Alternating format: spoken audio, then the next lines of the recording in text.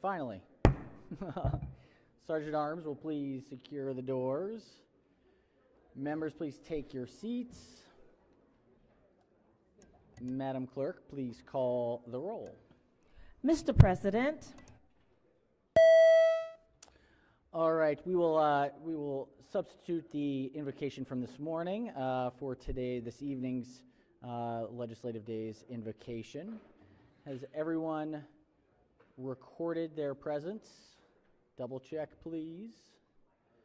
Has everyone? If so, the clerk will take the call. With 40 members in the chamber and a quorum being present, the Senate of Maryland is now in session. Any announcements before we jump into things today? Any announcements? No? All right. Without objection, we'll waive the reading of the journal from the prior legislative day. Let's go ahead. We have a quick fix here. We have a slight mistake in the prior session. So Majority Leader is going to move to reconsider the vote by which we special ordered House Bill 592. Is that right, Madam Majority Leader? That's exactly right, Mr. President. I would move that we reconsider the vote on Senate Bill. House Bill 592. The special order. Are there any objections to the reconsider the vote? If not, all in favor say aye. Opposed, nay. The ayes have it. The motion is reconsidered. The clerk will read the bill. House Bill 592, Delegate Jacobs, Deer Management Permit, hunting on state land leased by permit holder, authorization. House Bill 592 is on third reader for final passage. Any discussion? If not, clerk will call the roll. Mr. President. Has everyone recorded their vote? Anyone wish to change their vote? Explain their vote? If not, the clerk will take the call. With 42 votes in the affirmative, House Bill 592, having received a constitutional majority, is declared passed. All right, we've got a message from the House. This is number 6. Clerk will read the message. Senate Bill 5, Senator Patterson, General Provisions, Commemorative Days, Tuskegee Airmen Commemoration Day. Majority Leader moves so be considered the reading of the bills. These are passed by yeas and nays. We've got another one here, number 7. Clerk will read the bills. Senate Bill 222, Senator Ferguson, Baltimore City Board of License Commissioners, licensee hours of operation and enforcement. Majority Leader moves so be considered the reading of the bills, passed by the yeas and nays. We have another message from the House, number 32. Clerk will read the bill. House Bill 269, Delegate Bartlett, Juvenile Law, Child Interrogation Protection Act rules. Majority Leader moves so be considered the reading of the bills. They will be referred to the Standing Committee on Rules. We have some unfinished business from the last session. This is report number 44 out of Education, Health, and Environmental Affairs. Are we ready for that one, Mr. Chairman? All right, clerk will read the first bill. House Bill 17, Delegate Prolakovich-Carr, Campaign Finance, Recurring Contributions and Donations, Requirements Favorable. All right, Chair recognizes the Vice Chair of the Committee as the floor leader. Thank you, Mr. President. You know how sometimes you guys, when you make a contribution to a nonprofit or sometimes to a candidate, it says, do you want to make this a one-kind contribution or do you want to do it every month? And there's usually a checkbox. This makes it clear that for our campaigns, for political campaigns, that you can't have the default box be checked. So if somebody wants to opt in and check the box, that's fine, but that they should not have to pay attention to finding the box that is pre-checked in order to uncheck them. There were no amendments to this bill, so I move the adoption of the favorable report. Floor leader moves for the adoption of the favorable committee report. Chair recognizes the minority whip on the report. Thank you, Mr. President. This is a good bill overall, and I support it. I think it's time it's good that we're clarifying that part of the law. This mostly deals with online donations, obviously, because it's hard to have a recurring bank draft. So this wasn't a problem until probably the last maybe 10, 15 years, but it's become a bigger thing in politics to have recurring donations. So my one question was, when it talks about returning the donations, if you take too much money, if they exceed their maximum, which can happen at times, it says you have to obviously you have to return the money if you take more money than you're allowed to take. So if somebody was contributing to a state senate campaign and over the course of a 4-year cycle, somebody gets up over the $6,000 max donation because they contribute $100 every so often, and eventually it adds up. It says you have to return the offending donation, which is correct. Do you have to return the whole amount to them, or do you have to return it minus whatever the fee was online? The latter. No, not the fee online. So let's say I want to give $100 to my favorite candidate for governor, and I want to do that once. And let's say it happens 5 more times, and I notice $500 on my credit card. I only intended to give 100. So that campaign would need to return $400 to me, and it would show up as a Right. as a debt until such return was made. So that's what the bill is speaking to. I was wondering if okay, then that answers my question. I wondered if it also addressed if somebody gives you more money and they exceed $6,000 and you have to return the donation, but it isn't speaking to that. This really is only, isn't that. It's No. really the opt-in, opt-out on recurring contributions. was just curious. Thank you so much. Thank you, Ms. President. Thank you, Senator. All right, on the report, any further discussion? If not, all in favor of the report say aye. Opposed, nay. The ayes have it. The favorable committee report is adopted. Are there any amendments to the bill or its title? Chair recognizes the senator from District 9. Oh, all right. If not, House Bill 17 is hereby ordered passed for third reading. Clerk will read the next bill. House Bill 147, Delegate Charkoudian, Maryland Farms and Family Fund, Maryland Food and Agricultural Resiliency Mechanism Grant Program, and Maryland Farm to School Meal Grant Pilot Program, alterations and establishment, favorable with one amendment. Whew. Chair recognizes the senator from District 9 as the floor leader. Thank you, Mr. President. As amended, this is the cross file of Senate Bill 121 is exactly the same as this body passed unanimously. There is one committee amendment which conforms this bill to the Senate cross file. I urge for the adoption of the committee amendment and the favorable committee report. Floor leader moves for the adoption of the one committee amendment and the favorable committee report. On the amendment, any discussion? Any objections? Without objection, the one committee amendment is adopted. On the amended report, any discussion? Any objections? Without objection, the amended report is adopted. Are there any further amendments to the bill or its title? Seeing none, House Bill 147 is hereby ordered passed for third reading. Clerk, read the next bill. House Bill 227, Delegate Harrison, State Government Legal and Employee Holiday, Juneteenth, National Independence Day.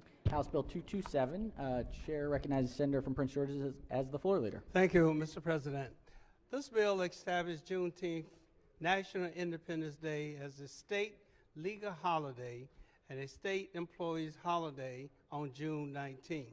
The bill also repeals the requirement that the governor annually proclaim June 19 as Juneteenth National Freedom Day. The bill takes effect June 1, 2022. There were no amendments, no financial impact. I move for adoption of favorable committee report. Floor leader moves for the adoption of the favorable committee report. On the report, any discussion? Any objections? Without objection, the favorable committee report is adopted. Are there any amendments to the bill or its title? Seeing none, House Bill 227 is hereby ordered passed for third reading. Clerk, read the next bill. House Bill 511, Delegate B. Barnes, University of Maryland Institute for Public Leadership, Establishment, favorable. Chair recognizes the vice chair as the floor leader. Thank you, Mr. President. This bill is substantially identical, but not completely, to the bill that we passed unanimously that creates a leadership program at the University of Maryland in the Public Policy Division. There were no amendments. Move adoption of the favorable report. Floor leader moves for the adoption of the favorable committee report. On the report, any discussion? Any objections? Without objection, the favorable committee report is adopted. Are there any amendments to the bill or its title? Seeing none, House Bill 511 is hereby ordered passed for third reading. All right, we're going here. All right, we've got a layover calendar number 52. This is a Senate bill. Clerk will read the bill. Senate Bill 833, Senator Feldman, Cannabis Legalization and Regulation. Questions on the adoption of the committee amendments and the favorable report. All right, question is on the four committee amendments. Any discussion? Chair recognizes the senator from the 29th district on the amendments.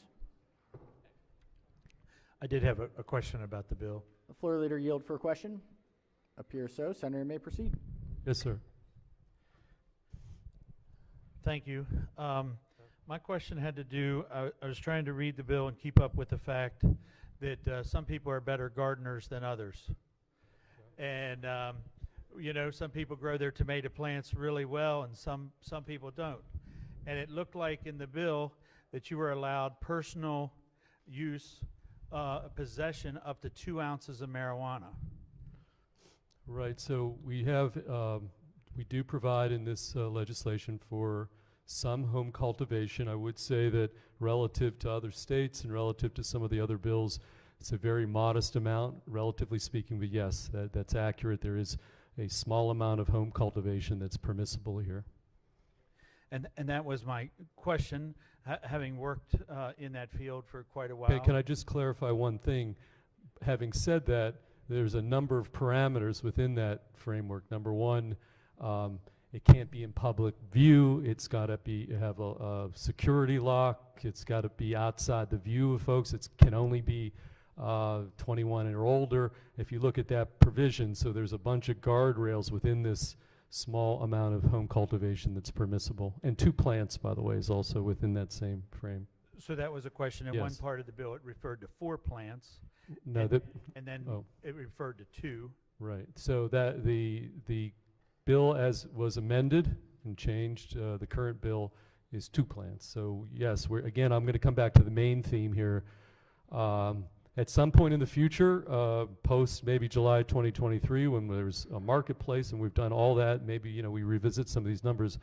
But I think the consensus within the committee, within the House, and perhaps here is we're going to start very modestly. And so yes, so the bill that is on the floor has been reduced down to that smaller plant number. So having watched marijuana grow for many years and seen it grown, right, I mean, those of us at 495 that drive behind the blue IKEA building, that draw behind it, every year is completely full of marijuana grown by the state of Maryland. And the average yield on those plants is a pound per plant when you're taking it in the bud form. And so my question is, you grow 2 plants, you have 2 pounds of bud that you harvest, but I think the personal use said 2 ounces. And my question was, I didn't want to turn these people into criminals just for what we said that they could grow. I mean, we had no testimony. I mean, I don't doubt, we had no testimony that would yield anything close to that. I mean, what's that? Yeah, I mean, this is, again, home cultivation within your own home. I mean, we don't have laws on the books. Yeah, I mean, whatever you would grow within this 2 plants, I have no doubt we didn't have testimony about what 2 plants could yield. You can't take it out of your house, though. I mean, just the point, it's home cultivation. You can't take it out on the street. Back to the gentleman from, the minority leader. I mean, the moment you would leave your house with that, you'd have a problem. You'd be subject to a whole bunch of other laws, and criminal and otherwise. So this is home cultivation, small amounts. I don't know about the plant yield on 2 plants. I can't answer that. I don't have that knowledge. What I will say is that relative to other states that do allow 6, 8, 10 plants, relatively speaking, we were trying to keep this very, very modest and low. So not that that's persuasive to you, but that is a fact.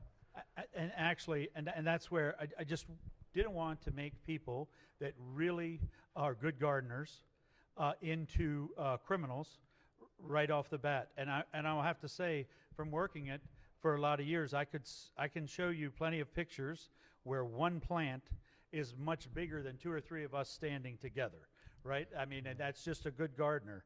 And so that's what I was getting at, that 2 ounces is a very small amount. It is small, and but again, if you were to grow something with the plant and transition to any other number of activities, then you would be subject to our criminal laws if you went past that 2.5 ounces that I mentioned earlier. So I'm not sure if this is being response to this line of questioning, but hopefully it's helpful. Well, no, I was just figuring, I thought everybody'd be visiting me for my pool, now to be for my gardening skills. I don't know. I'm not sure that was a question. I'll leave it at that. Thank you. Probably Yes. a safe bet. All right, Chair recognizes the senator from the 34th District. Thank on you, the President. Yes, if the floor leader would yield for a couple of questions. Appears so. Senator may proceed. Trusted colleague here, Chair of EHE, is looking at a website, and the yield on a plan is substantially less than what you were claiming, but I don't know the veracity of that website. I just want to make the point that that's subject of some dispute, this pound that could yield from a plant. It's maybe substantially less according to the chair of EHE's website, but that's not testimony in the committee, and I just want to make it clear. There's no doubt when you're talking about stuff called homegrown, right, that people don't fertilize, don't do anything else, that I totally agree. Cultivators, completely different story. Well, this is not, cultivation is a whole All right, well, different thing. let's Yes, just, Senator from the 34th has the floor. Yes. Thanks, Mr. President. Looking at the criminal the criminal procedure section of the bill, and it says that I just want to make sure I'm reading this right, because it provides that for distribution and manufacturing, those are both misdemeanors, and then police shall issue citation only. Correct? Well, it depends on the quantity. That's my question. Where okay, is that so well, if it's under 2.5 ounces, first of all, it depends on the time here. We have this gliding path to July 1st of 2023. If it's under 2.5 ounces, even from January 1st of 2023 to July 2023, yes, it would be a civil citation. After July 2023, if you're in possession of more than that, then you're into the misdemeanor category. And so I'm not sure where you're reading from, but that would then put you in potentially the possession with intent to distribute category and subject you to misdemeanor and perhaps up to 3 years in jail. Under current law, that same category would be a felony and 5 years. So it is reduced under this particular legislation. Right, but it appears under the bill that there would be no. I mean, if you're distributing a large bag of marijuana, or you're distributing, or you're distributing, 6 large bales of marijuana, you're still a misdemeanor, and it's a citation offense. Yeah, maybe I'll yield to there was this conversation about JPR and I think we've got two experts on this. I'd certainly yield to either the vice chair or the senator from the 41st to perhaps assist the finance committee on this one. Vice chair of the committee. Thank you, Mr. President. So where in the bill are you looking at? Sure, and unfortunately, I don't have any page numbers on this reprint I'm looking at, but it's the piece on the criminal law article that's 4101, I believe it is, towards the end of the bill, and it specifically provides for distribution and manufacturing, and it states in the bill that there are no quantities specified. We just simply say that distribution and manufacturing are misdemeanors, and in either case, it's a shall issue a citation. It's a must issue citation, is the way the bill's written. And my concern is that certainly I would have no problem with that if the manufacturer is you're supposed to have 2 plants, but you had 5 plants, or if the distribution is, well, you didn't have 2 ounces, you had twice the legal amount for possession or whatever, or you were selling to your neighbor a bag of marijuana. I have no problem with that. My concern is that we don't put limits on that. So it just appears my reading of the bill, if my distribution is I'm selling, a truckload full of bales of marijuana, or if I'm manufacturing, my manufacturing isn't just a couple extra plants, but in fact, I've got 10 acres that in either event, I'm subject to a misdemeanor, and the only thing the police can do is issue a citation, which of course I will take on my Nevada driver's license and promptly disappear from the state of Maryland. So I'm just trying to understand if that was the intent, or if maybe I'm missing something, that there's some other provision of the law that relates to super large quantities of manufacturing or distribution.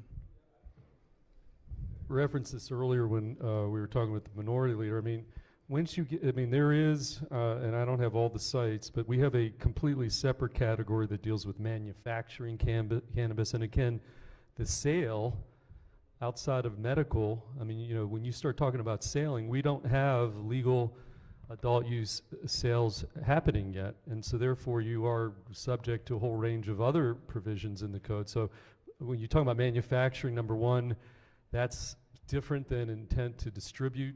That is a heightened, I don't know exactly where you're looking. And then beyond that, obviously sale outside of regulated medical cannabis market is not permissible in the state of Maryland right now. I understand, but this So bill that would be illegal. So you're talking about quantities, is specifically where the quantity break up between 2.5 and intent to distribute.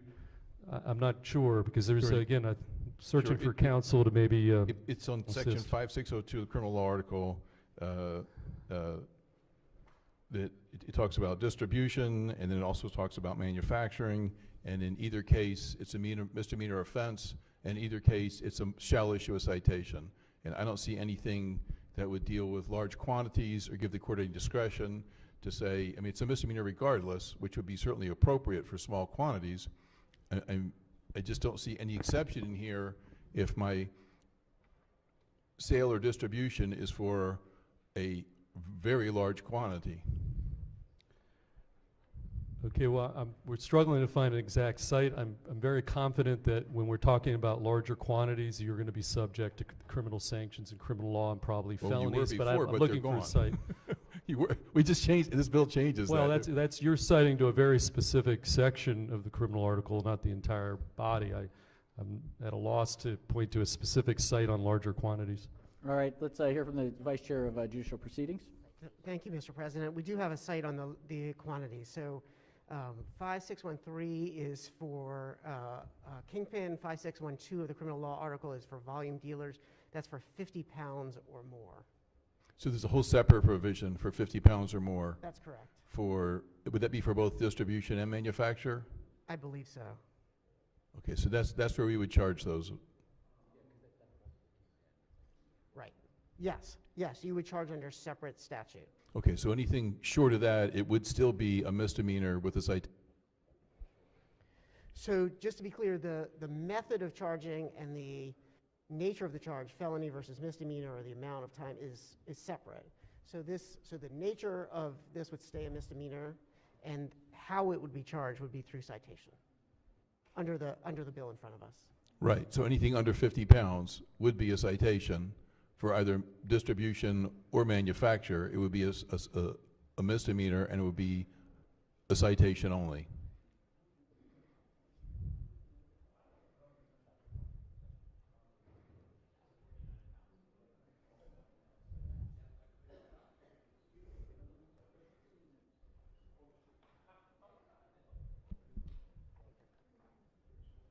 I mean, my concern is you're stopped and you show your Nevada driver's license and you're traveling through the state of Maryland and you got 49 pounds of marijuana in your car, and the only thing the officer can do is issue a citation like it was a speeding ticket. It's not an arrestable offense. And then you go on your merry way and you're gone. So under that example, they could be charged with PWID, possession with intent to distribute. But this says that, well, of course you had possession, you were distributing it, but in either event, it's a misdemeanor and a civil citation. I think. Okay. Oh, Yep, would so you I think yield? Let's yield to the Vice Chair of Finance. Yeah, and I apologize for confusion. There wasn't a lot of testimony.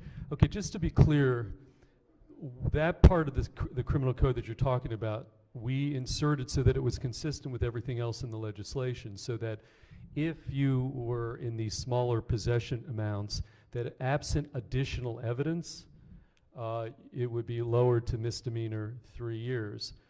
But told by counsel, that was simply to conform that with the other portions of the bill, that in fact, if there is other evidence of other any other evidence that you've intended to distribute larger quantities, that there is additional criminal sanctions. And I don't know the sentencing, the time, the felony levels and all the rest, and if that's Well, what they're saying yeah. to me is it's over 50 pounds well, or 50 pounds, but between 2.5 ounces and 50 pounds, I think that there's there's a whole body of law in between. The section the section you're referring to is specifically. Yeah, then we've got dealer laws that are on the books, criminal laws. I mean, I don't have the treatise in front of me here, but I think that your focus on that particular section is simply those provisions that we were trying to conform in those lower levels in the intent to distribute world. No, I got that, but these are the yeah, simple possession. We're talking simple possession with no other. Yeah. No, not just simple. This is distribution and manufacture. This is not simple possession. These are the sections in this current bill. Not on simple possession. I have no problem with those. It's the distribution and manufacture, which were felonies, and the judge would have discretion to say it was only 3 pounds, or so we're not going to throw the book at you, or you had 6 bales of marijuana. That's you were not. This is not simple possession. This is not simple manufacture, simple distribution. Okay, I'll just reiterate. This bill does not alter any of the body of law that are dealing in the quantities and evidence that you're contemplating. This bill is targeted very specifically to simple possession of small amounts. Yeah.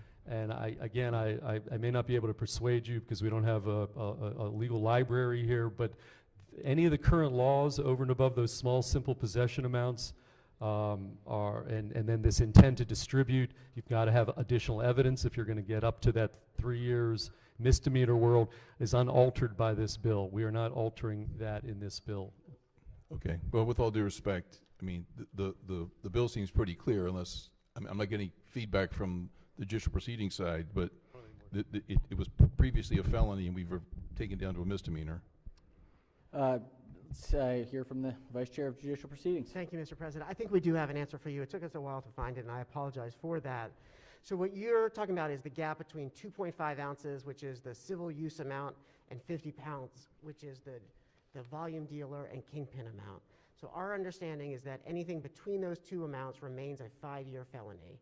We've lowered to a misdemeanor for possession with intent to distribute at the civil use amount and below to the personal use amount. But from 2.5 ounces up to 50 pounds, that remains a 5-year possession with intent to distribute felony. All right. I'll study the bill a little bit. Thank you. All right. Looks like we got there. All right, on the amendments, Chair recognizes the senator from the 41st District. Thank you, Mr. President. Will the floor leader yield for some questions? Sure. Senator may proceed. Thank you so much. First of all, thank you for the work that you've done on this bill. I do think that you put in a lot of good work with good intent. I do have a few questions for you.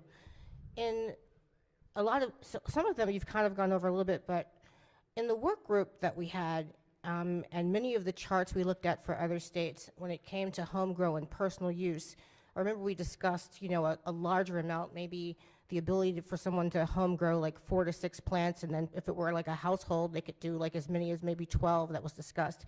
But in this bill, the decision to reduce it down to just 2 plants per household, how was that derived? Candidly, we're working with another chamber, as was mentioned, and we received that particular piece of legislation, and we're trying to not deviate too much if we want to get a bill passed, which I think we should do. And I think the committee, I'll reiterate the point, this isn't really about the House, this is about the Senate Finance Committee. The appetite to keep things low was there. There were concerns sort of along the lines the senator mentioned from St. Mary's, and so collectively we arrived at that lower amount consistent with where the House was. And so I can't give you, obviously you're right, there's discussions, you can go higher, or there's no magic number, but we want to start modest. I will only say that later, if we go full-blown to adult use with market and all the rest, those are the kinds of issues that can be revisited and likely would be revisited. Thank you. Also, in reading the bill, and as you know, and many people have noticed in this body, it's been difficult to read it because even though we've discussed it at length, the actual bill didn't come out fully until recently, and so I could actually be wrong, but in my desire to read it in time for the session, it looks like so I get it that there's two different studies in the bill. There's a disparity study. There's another study that's more aligned with health issues and the like. There's also a part of the bill that would, according to my reading, authorize citations for passengers in vehicles that may be smoking, correct? We did put a provision to make it a citation to be smoking cannabis when you're in the car, yes. So- As similar to, yeah, when driving on the highway. So right, it's for the passenger, but, so the reason I'm asking the question is because I'm leaning toward believing that perhaps that would be better placed in the part of the bill that where we are studying different things. I know that there were discussions of studies when we had the work group and other times where there's been studies that say that in the car, unless it's extreme circumstances, a person would not actually, there wouldn't be contact to the driver because the passenger is smoking. And then I also feel like, I'm not sure if it's just only like smoking, does it include smoking, vaping, or any other way that you could ingest it? I believe the language is smoking or smoking, it's smoking, yeah, just smoking.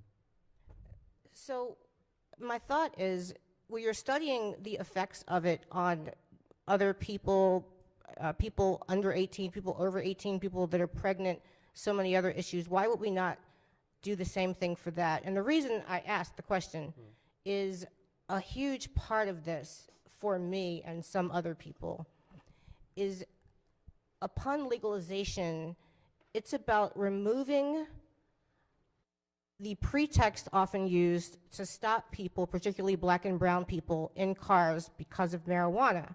And so we're not talking about the driver here, we're talking about a passenger smoking, and I'm not sure if it's front seat or back seat. So my thought is, I'm not sure many officers will even be able to tell what a person might be smoking. It could be a cigarette, it could be a joint, it could be a vape that has herbs in it that's not marijuana. I feel like that provision might entice the very profiling stopping that we are hoping to eliminate at some point. So I'm just asking, would you potentially be amenable to taking away that citation, because it will give a reason to stop, and just put it in the part of the bill that we're studying? Is it in fact true that someone that could be smoking in a car would actually produce a contact high for the driver and cause the driver to be intoxicated? I think it's not, but at least we should study it, I think, rather than... Well, again, two things. I think the best way to take care of racial profiling is to pass this bill, which will eliminate mass incarceration of those folks who are in simple possession, nonviolent criminal. I mean, let's start with that. But the health analysis advisory council, which is funded, I think is completely able to take a look at a lot of those things. We will be back, just to be clear, maybe I should have made this point earlier, Mr. President, since the full-blown sort of legalization of these small possession amounts is not kicking in fully until July of 2023, we will have an opportunity next session after some of these baseline studies come back for those who are here to make some modifications to even what we have on the floor today. So I think this is the first step. I think we're going to, it's, nothing in any of these bills are going to be perfect, and the more we learn, for example, I believe there may be an amendment dealing with just impairment and investing in some technology to see where testing on cannabis in the car. I mean, those kinds of things will be hugely helpful to have, more technology in that space. So I hear you, and you've been a great advocate on a lot of these issues, and I appreciate that. There are any number of issues we could have handled a little bit differently, but this is how we came down in the committee, and but it's subject to adjustments, I think, particularly next session when we get a lot of these various studies and baseline studies and healthcare studies, and I think what you described should be part of the mix. Thank you. I won't be too much longer, but I just have a couple more questions. And this is probably the one that gives me the most difficulty, and it's actually, I'm fairly certain that my perspective is philosophically diametrically opposed to my colleagues who talked about this issue of possession with intent to distribute. But this is the aspect of the bill that causes me heartburn. because of the fact that there's data that shows that since 2016, when we decriminalized under the 10 grams and under, possession with intent to distribute shot up. More people were charged with possession with intent to distribute to get around this idea that they couldn't be charged with possession for small amounts. And the number of people that were charged and ultimately convicted and sentenced in the state of Maryland, when 92% of those are black people. And I feel extremely strongly that we cannot allow legal, as one of my colleagues said, kingpins to make exorbitant amounts of money and still have any aspect of this that would criminalize possession with intent to distribute. If it is legal and someone is unlicensed, I would think that would be still civil, regulatory, and that the better response would be hit them in the pocket. They're making profits outside of the realm of what we said is okay. So don't criminalize them. Not put them, give them a civil, make it civil, make it a civil fine, make it community service. Maybe even in some instances, educate them and create a pathway where they can figure out how to participate in the licensing structure so they can do it legally. According to this bill, we're deciding we're not going to go with the licensing scheme at this point, so they don't even have that option right now. Like, they can't even sign up to get a license, but they could still be criminalized for the possession with intent to distribute. And so I guess the answer is clear that, and I know some people in this body think they still should be criminalized for it. I just have a lot of problem with that. I think it's the wrong way to move forward. I feel like equally as important, if not more important, in legalizing adult use marijuana for Maryland as a policy is that we would make sure that we repair damage and stop the harm caused to these impacted communities, black and brown communities the most. And so I would suggest that we should not move forward with possession with intent to distribute being a criminal offense, that we should keep it civil, fine it, make it where someone has to contribute to society or fix the problem or even take a different path. But to continue to lock people up, I think is wrong, especially when, again, we're creating legal kingpins that are going to make exorbitant amounts of money for the same thing. I don't know if that was a question. The only thing I would add is simply that I appreciate the fact that you had legislation that had the repair reinvestment fund, and Senator from the 40th championed it in the committee, that specifically deals with an opportunity to invest back into impacted communities. That's an important part of this bill. I think it was an important part of the legislation you had. I don't think there was a question in all that, Mr. President, so I'll just appreciate the commentary. Do you not agree that it's hypocritical to say that this is legal, but then still create the mechanism where you're continuing to criminalize the exact same people that have been overly criminalized for decades under prohibition? I guess that's the question. I sort of agree, to a point. Thank you. And last thing, one last thing, quick. So yes. Also, I know that we discussed, and I know, there aren't that many people in this body that are, that concerned about the criminal laws and, where we are with that.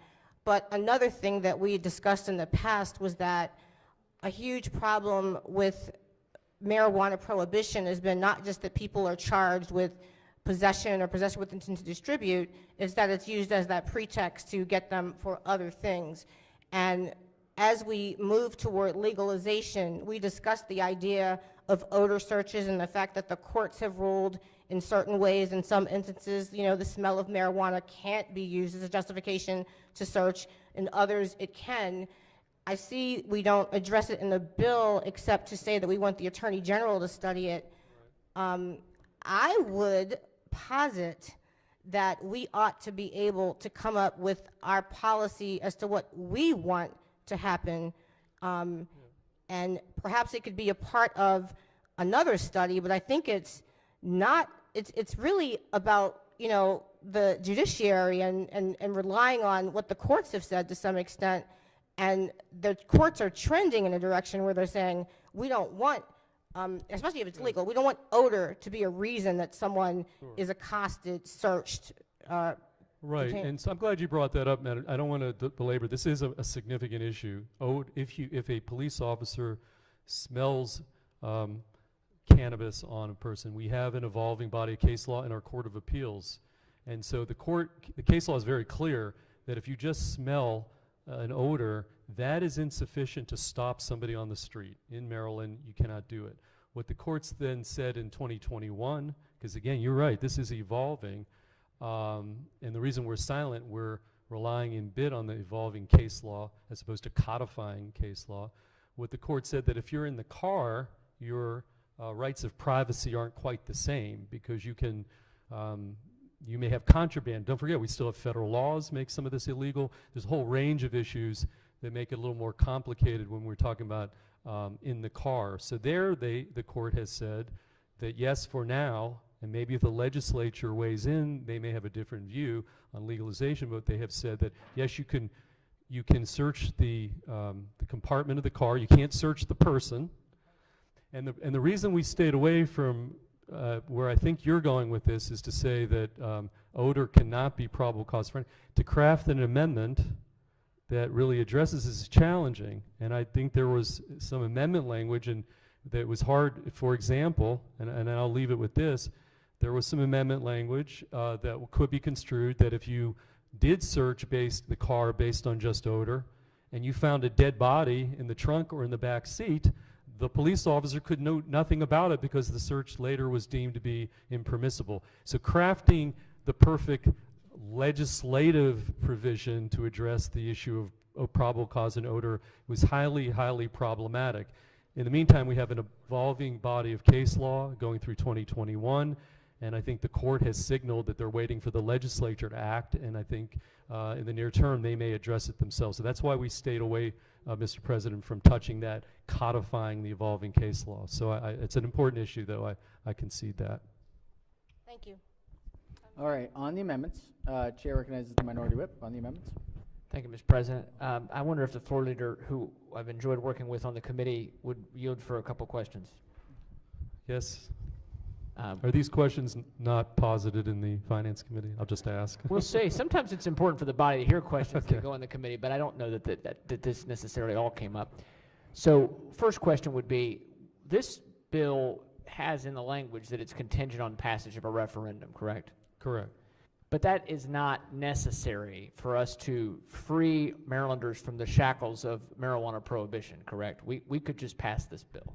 You know, I think that same question was asked by your seatmate this morning, and I don't know if you remember my answer at that time to him is, no, we have had straight-up legalization bills in the last session or two, and they didn't go far. On the other hand, we have to take into account the position of the other chamber, and so the issue of a referendum has come up and letting the folks in our state weigh in. And so, yes, I mean, it's not necessary, but that's what we have in front of us.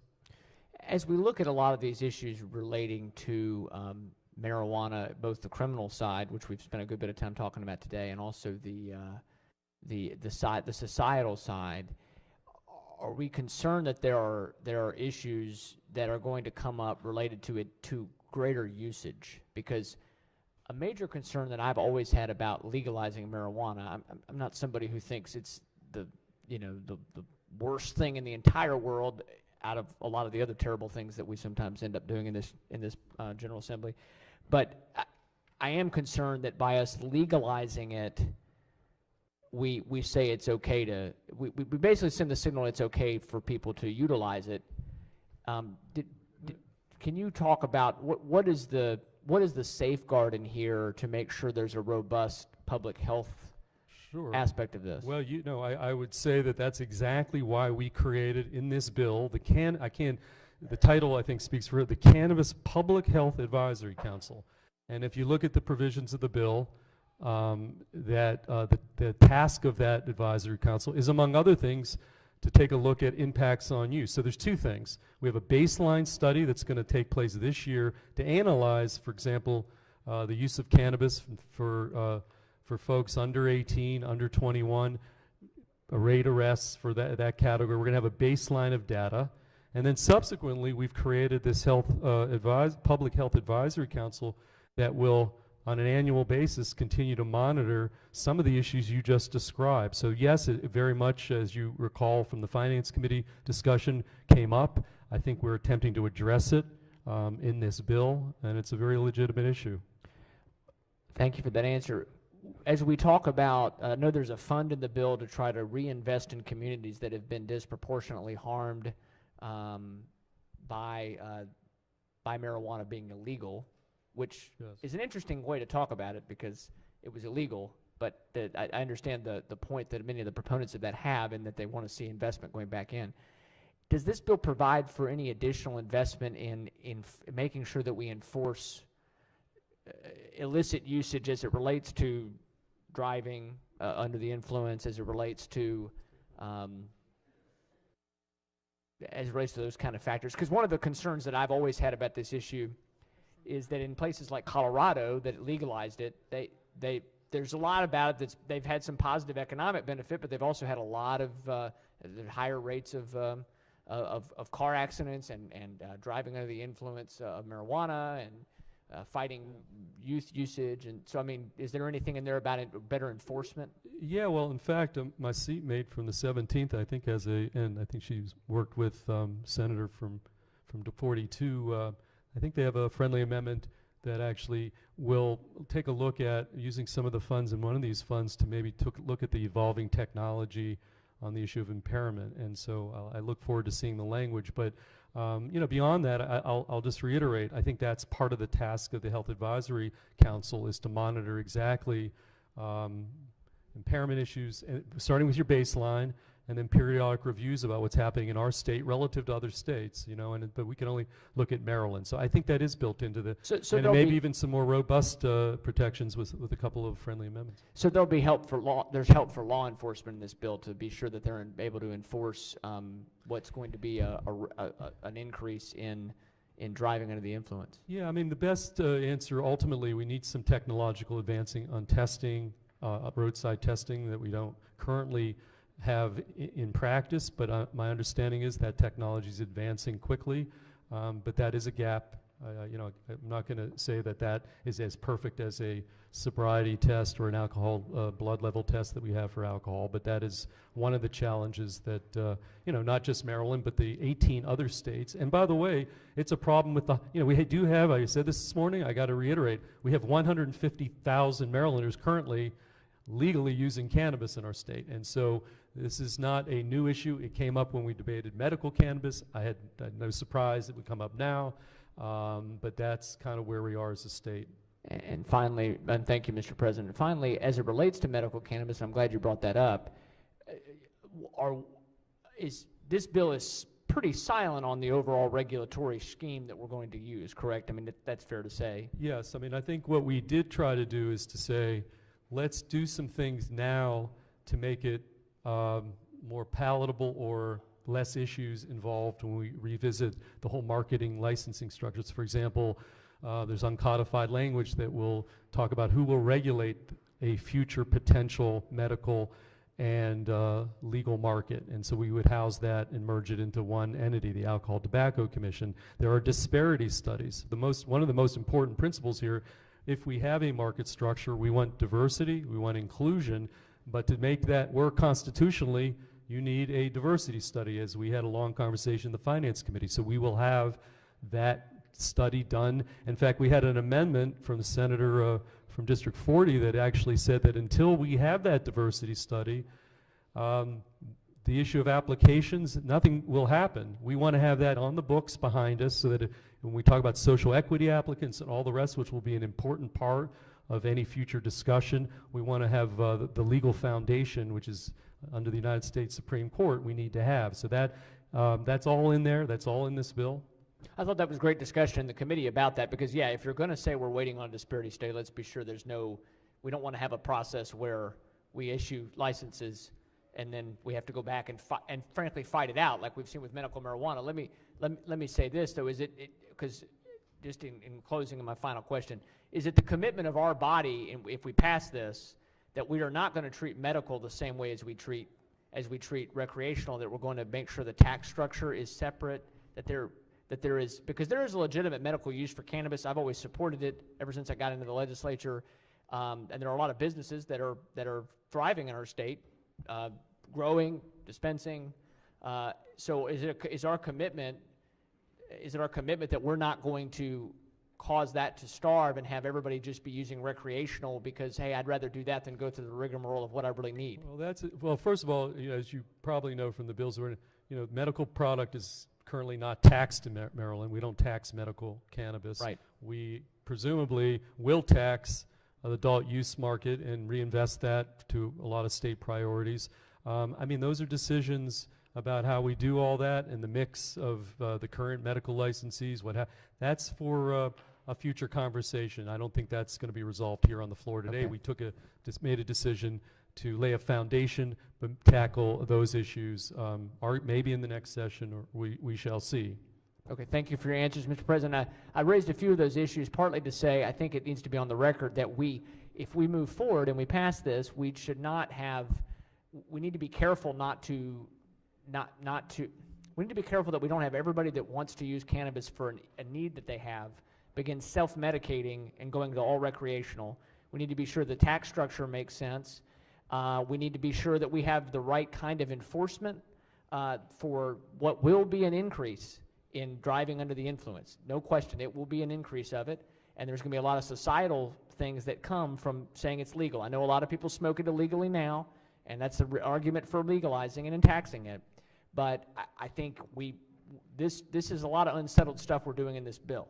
And so I wanted to raise those issues on the record because I think this bill will create more problems that we will have to solve. And the last thing I'll say is I'm actually, even though I don't want to legalize, I don't want to have somebody with 30 pounds of marijuana running around without consequence, there is an interesting point of view here that once you legalize something, it becomes a lot harder to say, well, you can't have that much of it because the government wants its take. So I just think there's a lot of issues here, and I think we should have, this bill to me does not resolve a number of questions. I know people say we're going to come back, but I just think there's a lot of questions and issues here. I do appreciate the work of the vice chair and answering my questions, and we have worked on this issue a lot in the committee together. So thank you, Mr. President. Thank you, Senator. All right, Chair recognizes Senator from Montgomery County. Thank you, Mr. President. The foreshadowing on the amendment, and this is the amendment. If Ms. Morris. We still have to adopt the committee amendments. Okay, let's do that. Are we ready for the committee amendments? Sure. Move the adoption of the committee report. All right. Question on the amendments. We have another member of the Finance Committee who had ample opportunity to have a conversation about this in the Finance Committee. Has a question on the amendments that were put on in the Finance Committee. Yeah, I think it is important that at one time we talk a little bit more specifically on the amendments. Again, earlier today we heard that we are working with the House again on this bill, and that couldn't be more of an understatement. We have taken, again, the House's entire bill and put it onto our bill. The first 77 pages of this bill have been stricken.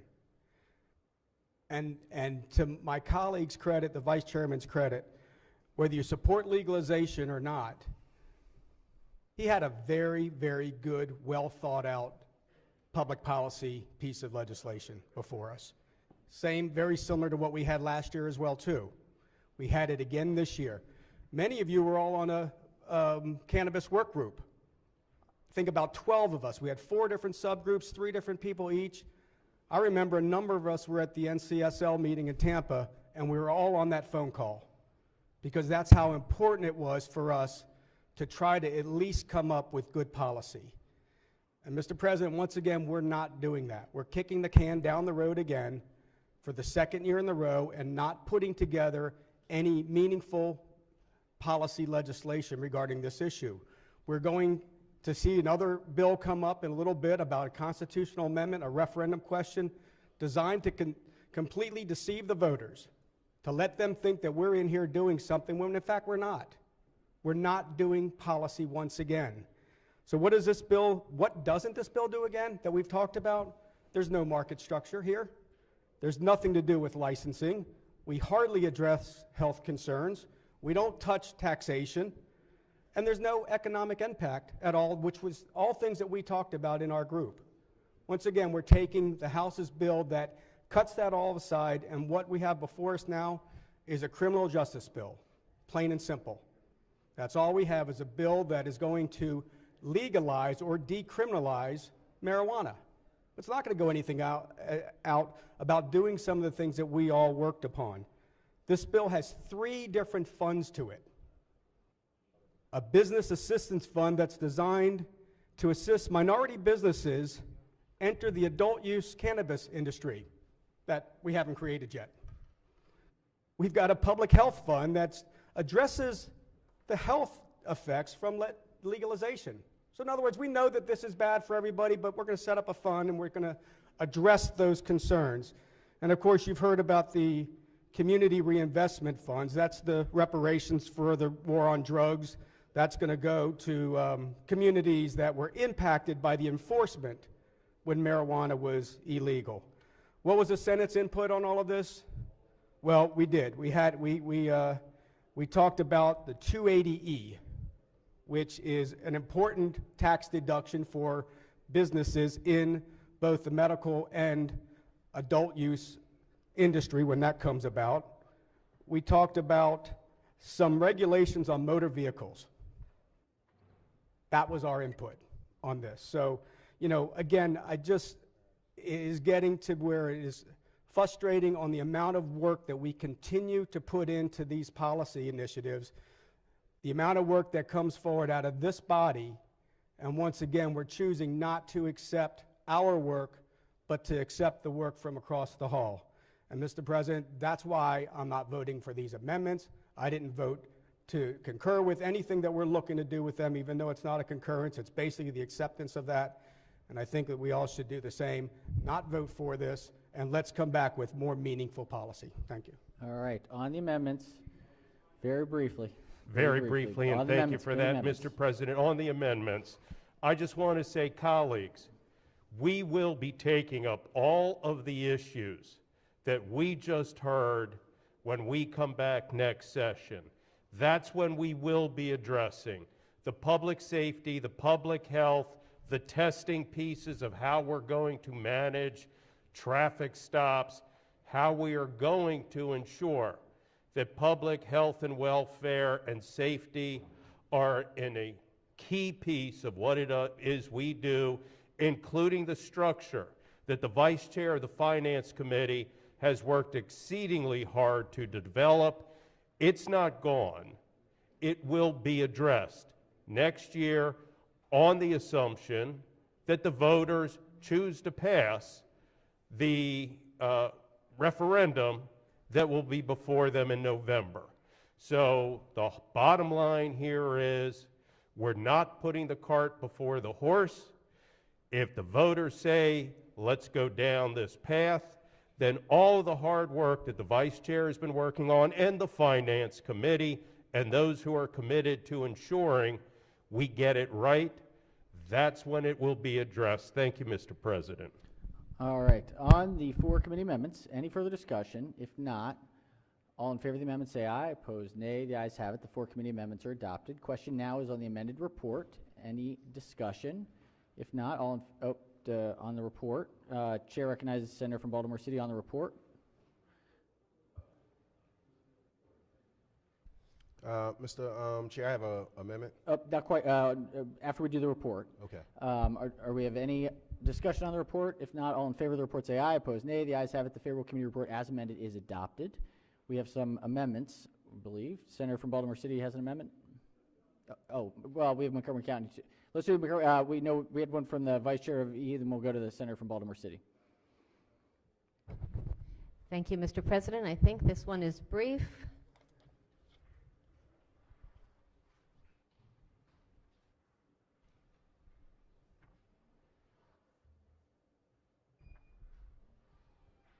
Senator may explain the amendment. Thank you, Mr. President. A number of colleagues have already spoken about the concern related to increased traffic deaths due to impairment after we legalize. The data is already there that the deaths have increased just based on medical cannabis. And so in partnership with the good senator from District 42, I'm proposing an amendment that I hope is friendly that would just allow one of the uses of one of the funds to be some of this new technology to allow us to measure impairment levels among drivers. Move the amendment. All right, Senator moves the amendment from the Vice Chair. I think it's a good amendment, friendly. Friendly amendment. All right, Chair recognizes Senator from Baltimore City. I'm sorry, Mr. President. I don't have the amendment. Does it direct from which fund it's attracting?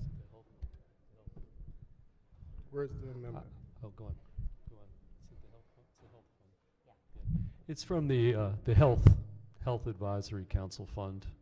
Okay. Public Health Advisory Fund. Thank you. All right. Mr. President. On the amendment, Chair recognizes Senator from District 7. Just a quick question, if the amendment sponsor would Maker of the yield. amendment will yield.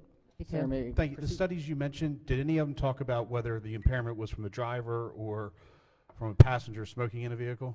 Well, I can tell you, Zero Deaths Maryland reported that in the last 5 years, almost 800 deaths have been due to impaired drivers, and that totals about a third of all traffic fatalities in our state. The numbers go up, and that has proven to be the case in Colorado and elsewhere. We have data from a lot of places. But I guess my question is about, is it the driver smoking it, or is it a passenger smoking it in the vehicle and the driver inhaling the secondhand smoke? This is only about drivers. Okay. All right. On the amendment, any further discussion? Chair recognizes Senator from District 11. Thank you very much. I have a question for the maker of the amendment. Question for the maker of the amendment. Senator may proceed. Thank you very much. Can you tell me a little bit about how many companies there are out there that produce this kind of technology? And just can you elaborate a little bit on what it is, please? Sure. So I have worked on this issue a number of years, again, in partnership the last few years with the good senator from District 42. There are, frankly, an increasing number of companies because the technology is out there and because the demand is out there, and that is because the problem exists. So I have brought in examples and test kits and stuff for the Judicial Proceedings Committee over the years. So this isn't sole source. If the concern is whether this is a red-headed Eskimo to support one company, it is not. So if that's the meta question, no. There are multiple companies. There's competition in the industry. There is totally competition. And this could be available to any number of companies. Of companies that are doing reliable work that has credibility and Thank you. accuracy. Thank you. Thank you for the question. All right. On the amendment, was deemed a friendly amendment by the committee. Oh, Chair recognizes Senator from the 23rd on the amendment. Thank you, Mr. Chair. May I ask the maker of the amendment a question? Sure. Thank you very much. I appreciate this. You said something that kind of struck out. This is specific to drivers, correct? Correct. But wouldn't this equally be applicable to those who operate heavy machinery, doctors, those people who carry firearms? So this is on this bill, which is a cannabis bill, and this would allow these tests to be purchased, especially from some of our lower income counties that want to choose to provide this extra tool in the toolkit But for only their for police drivers. officers. For drivers is who officers would be pulling over. Thank you. Thank you. All right. On the amendment, any further discussion? Chair recognizes Senator from the 28th District on the amendment. Yeah, thank you, Mr. President. Question for the maker of the amendment. Senator may proceed. Okay. Thank you for this amendment, Senator. My question is, this technology, does it include any medically intrusive procedures that will be performed on the side of the road by law enforcement? That is such a good question. Thank you, Senator. So again, we're not on the committee that deals with this, but over the years we've had a number of hearings. So these are oral swabs, and in the same way we have all gotten too used to having nasal swabs for COVID. This is, think about like a Q-tip rubbing the inside of your cheek. And then in a similar way that we do with COVID tests, then it sort of goes into a little device, and in just a few minutes, the results become available. So thank you for that. And currently, sorry, just to be clear, so currently, in order to get this level of accuracy, you have to be arrested, go down to a station, have a needle put in your arm, have blood drawn, wait for the results, and in the meantime, you have your driver's license taken away. So this is much less invasive, and it is why a lot of states and a lot of countries are using this technology. So you're saying that current law allows the needle in and drawing Correct. the blood, but this technology will This is just allowing counties, it's just one extra use of the fund, of the public health fund related to cannabis. Yeah. And it may be that no counties choose to use it, but it just adds an option, like Yeah, another tool in the toolkit. Okay, thank you for this tool. So is it possible to interpret this amendment, technology proven, it's not kind of prescriptive, could it be interpreted by anyone saying that it could be a blood draw on the side of the road and a new technology? So because that happens now, I think this is clear. This is technology. This isn't a blood test. Blood test is being used now. This is new technology, and it's not super expensive, but we still want to make it available to counties who might choose to use it. So I think it's just authorizing if that, and it just another option, again, for the use of this public health fund. So just in listening to this and reading the amendment, it seemed like anyone could be interpretive as far as what this technology could be, because it's not really prescriptive, it's just a Correct. technology. Correct. So if someone a new company come up with a technology that requires a different type of test, this amendment, do you think will allow that? Might need some help on that. So I suspect that chiefs of police, county leaders, the attorney general, I suspect that there will be other decision makers. This just authorizes another option. Yeah, I understand what you're saying, but that option could be anything that comes along that's new technology. No, it would still have to be proven to be accurate and to be approved by folks. You can't just randomly make something up. But this would be much less invasive, much quicker, and frankly, much less expensive. Okay, but it seems like you are thinking of a specific technology when this amendment does not address that specific technology. It's just broad. It seems like you could drive a school bus through this. Well, just like the senator from District 11 asked whether it was, sort of unique for one company. It's not. There are several companies, but and there may be more that get in the field, but it is not any technology that would be allowed for this. And presumably, the fund is going to be overseen by some smart folks who are going to say, yes, this is allowed, and this other option is not allowed. Okay. So I thought we were the smartest people around, so we should tell them what. So, okay. Well, thank you, Senator. Senator. All right, I think we understand the issues. On the amendment, all in favor of the amendment say aye. Opposed, nay. The ayes have it. The amendment is adopted. All right, Chair recognizes the senator from Baltimore City. Thank you, Mr. President. Rise for amendment.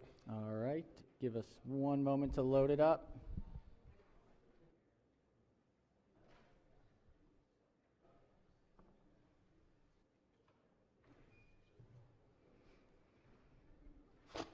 Senator may explain the amendment. Thank you, Mr. President. Inside of the bill, it talks about 3 funds. One of the funds deals with small minority business owners. When you talk about it, it talks about shall prioritizing populations that's adversely been affected in reference to this subject matter, but underneath of it, it says may in reference to those that have been incarcerated. I think that Maryland wants to continue to lead like other states are leading in reference to this issue, making sure that folks that have been adversely affected are sitting at the table. What this does is it just puts the shall instead of a may. All right, let's hear from the floor leader. Yes, that one word change is friendly amendment. Thank you, Mr. President. All right, any further discussion on the amendment? Any objections? The chair recognizes the senator from the 41st. Thank you, Mr. President. I have an amendment. Oh, but hold up, we've got to make sure that we adopt this one first. All right, on the amendment, it was deemed friendly. All in favor of the amendment say aye. Opposed, nay. The ayes have it. The amendment is adopted. Senator has an amendment. Thank you, Mr. President. Sorry about the premature offer. So I haven't had my amendment adopted as a friendly amendment. However, I would posit that it should be.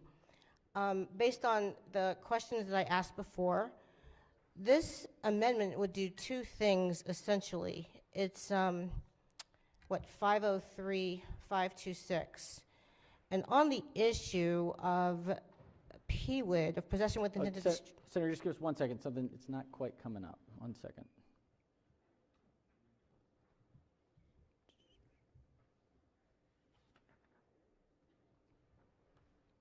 All right, there it goes. Thank you so much. So on the issue of possession with intent to distribute, it would require that possession with intent to distribute offenses would be civil. I brought up the issue of why I think this is important, but I'll just reiterate the astronomical number of arrests that happen in Maryland, even though it's been well-known data for a very long time that black people and white people use marijuana at the same rate, that 92% of those arrested and ultimately convicted are black. And I'm very concerned with some of the other things in the bill that we're still going to criminalize marijuana for those same people while we're now allowing ultimately wealthy people to be able to distribute absolutely any amount they want to for not only no criminalization, but for major, major profits. I think it's patently unfair, and I would ask that we would adopt this amendment for those reasons. And also, the issue I brought up about the passenger in the car, because I strongly feel and fear that that would be used as a pretext to pull people over unnecessarily, I would ask that the amendment says that that would be stricken from the bill, but as I brought up to the floor leader, at the very least, I think that issue ought to be included in the study to determine whether or not what's the likelihood or percentage of people or instances that actually result in impaired driver, keeping in mind we already have laws on the books that deal with the driver that is impaired. So if the driver is impaired, that's already going to be dealt with. I'm not sure why we're taking this extra leap to deal with the passenger in this bill. So for those reasons, I would offer this and posit that it ought to be friendly. Thank you. All right, Senator moves the amendment. Let's hear from the floor leader.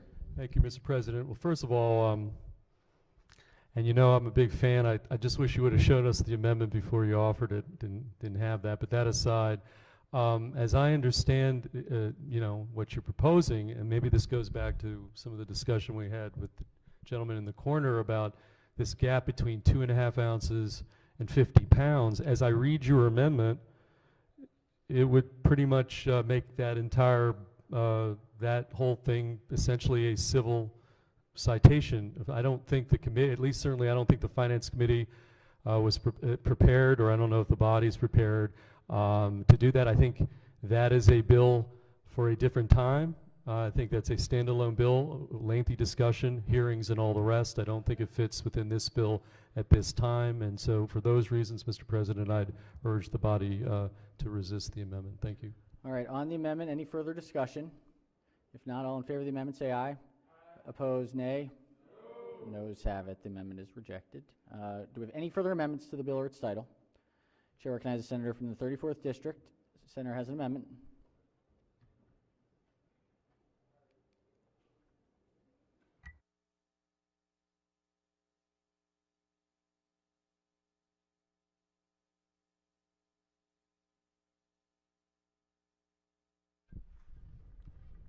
Senator may explain the amendment. Yeah, Mr. President, this is an amendment further to the discussions we had earlier today, and it's simply, again, it deals with the fund. It's somewhat related to the amendment that was previously adopted.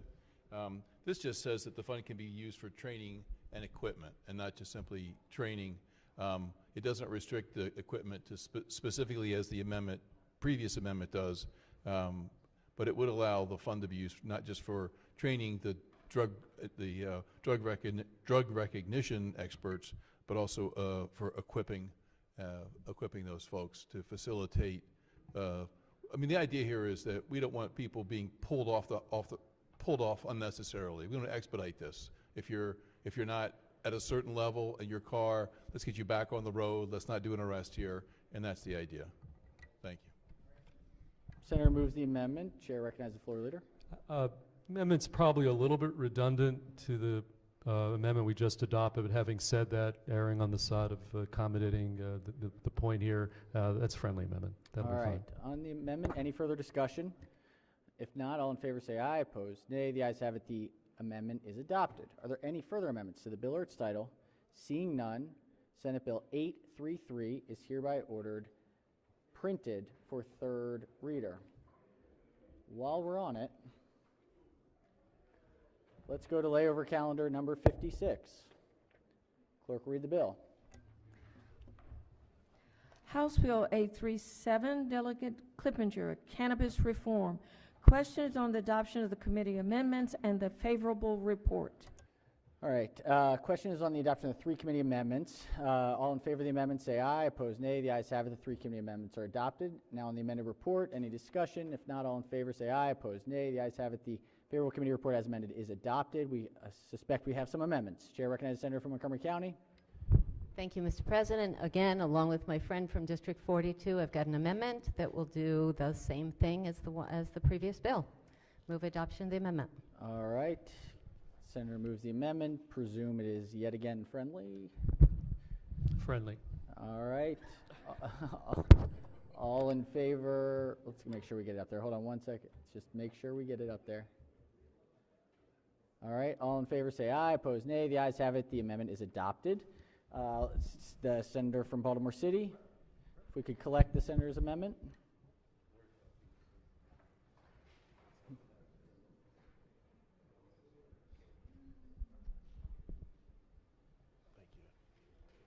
Same amendment that was just adopted. Yes, it is, Mr. President.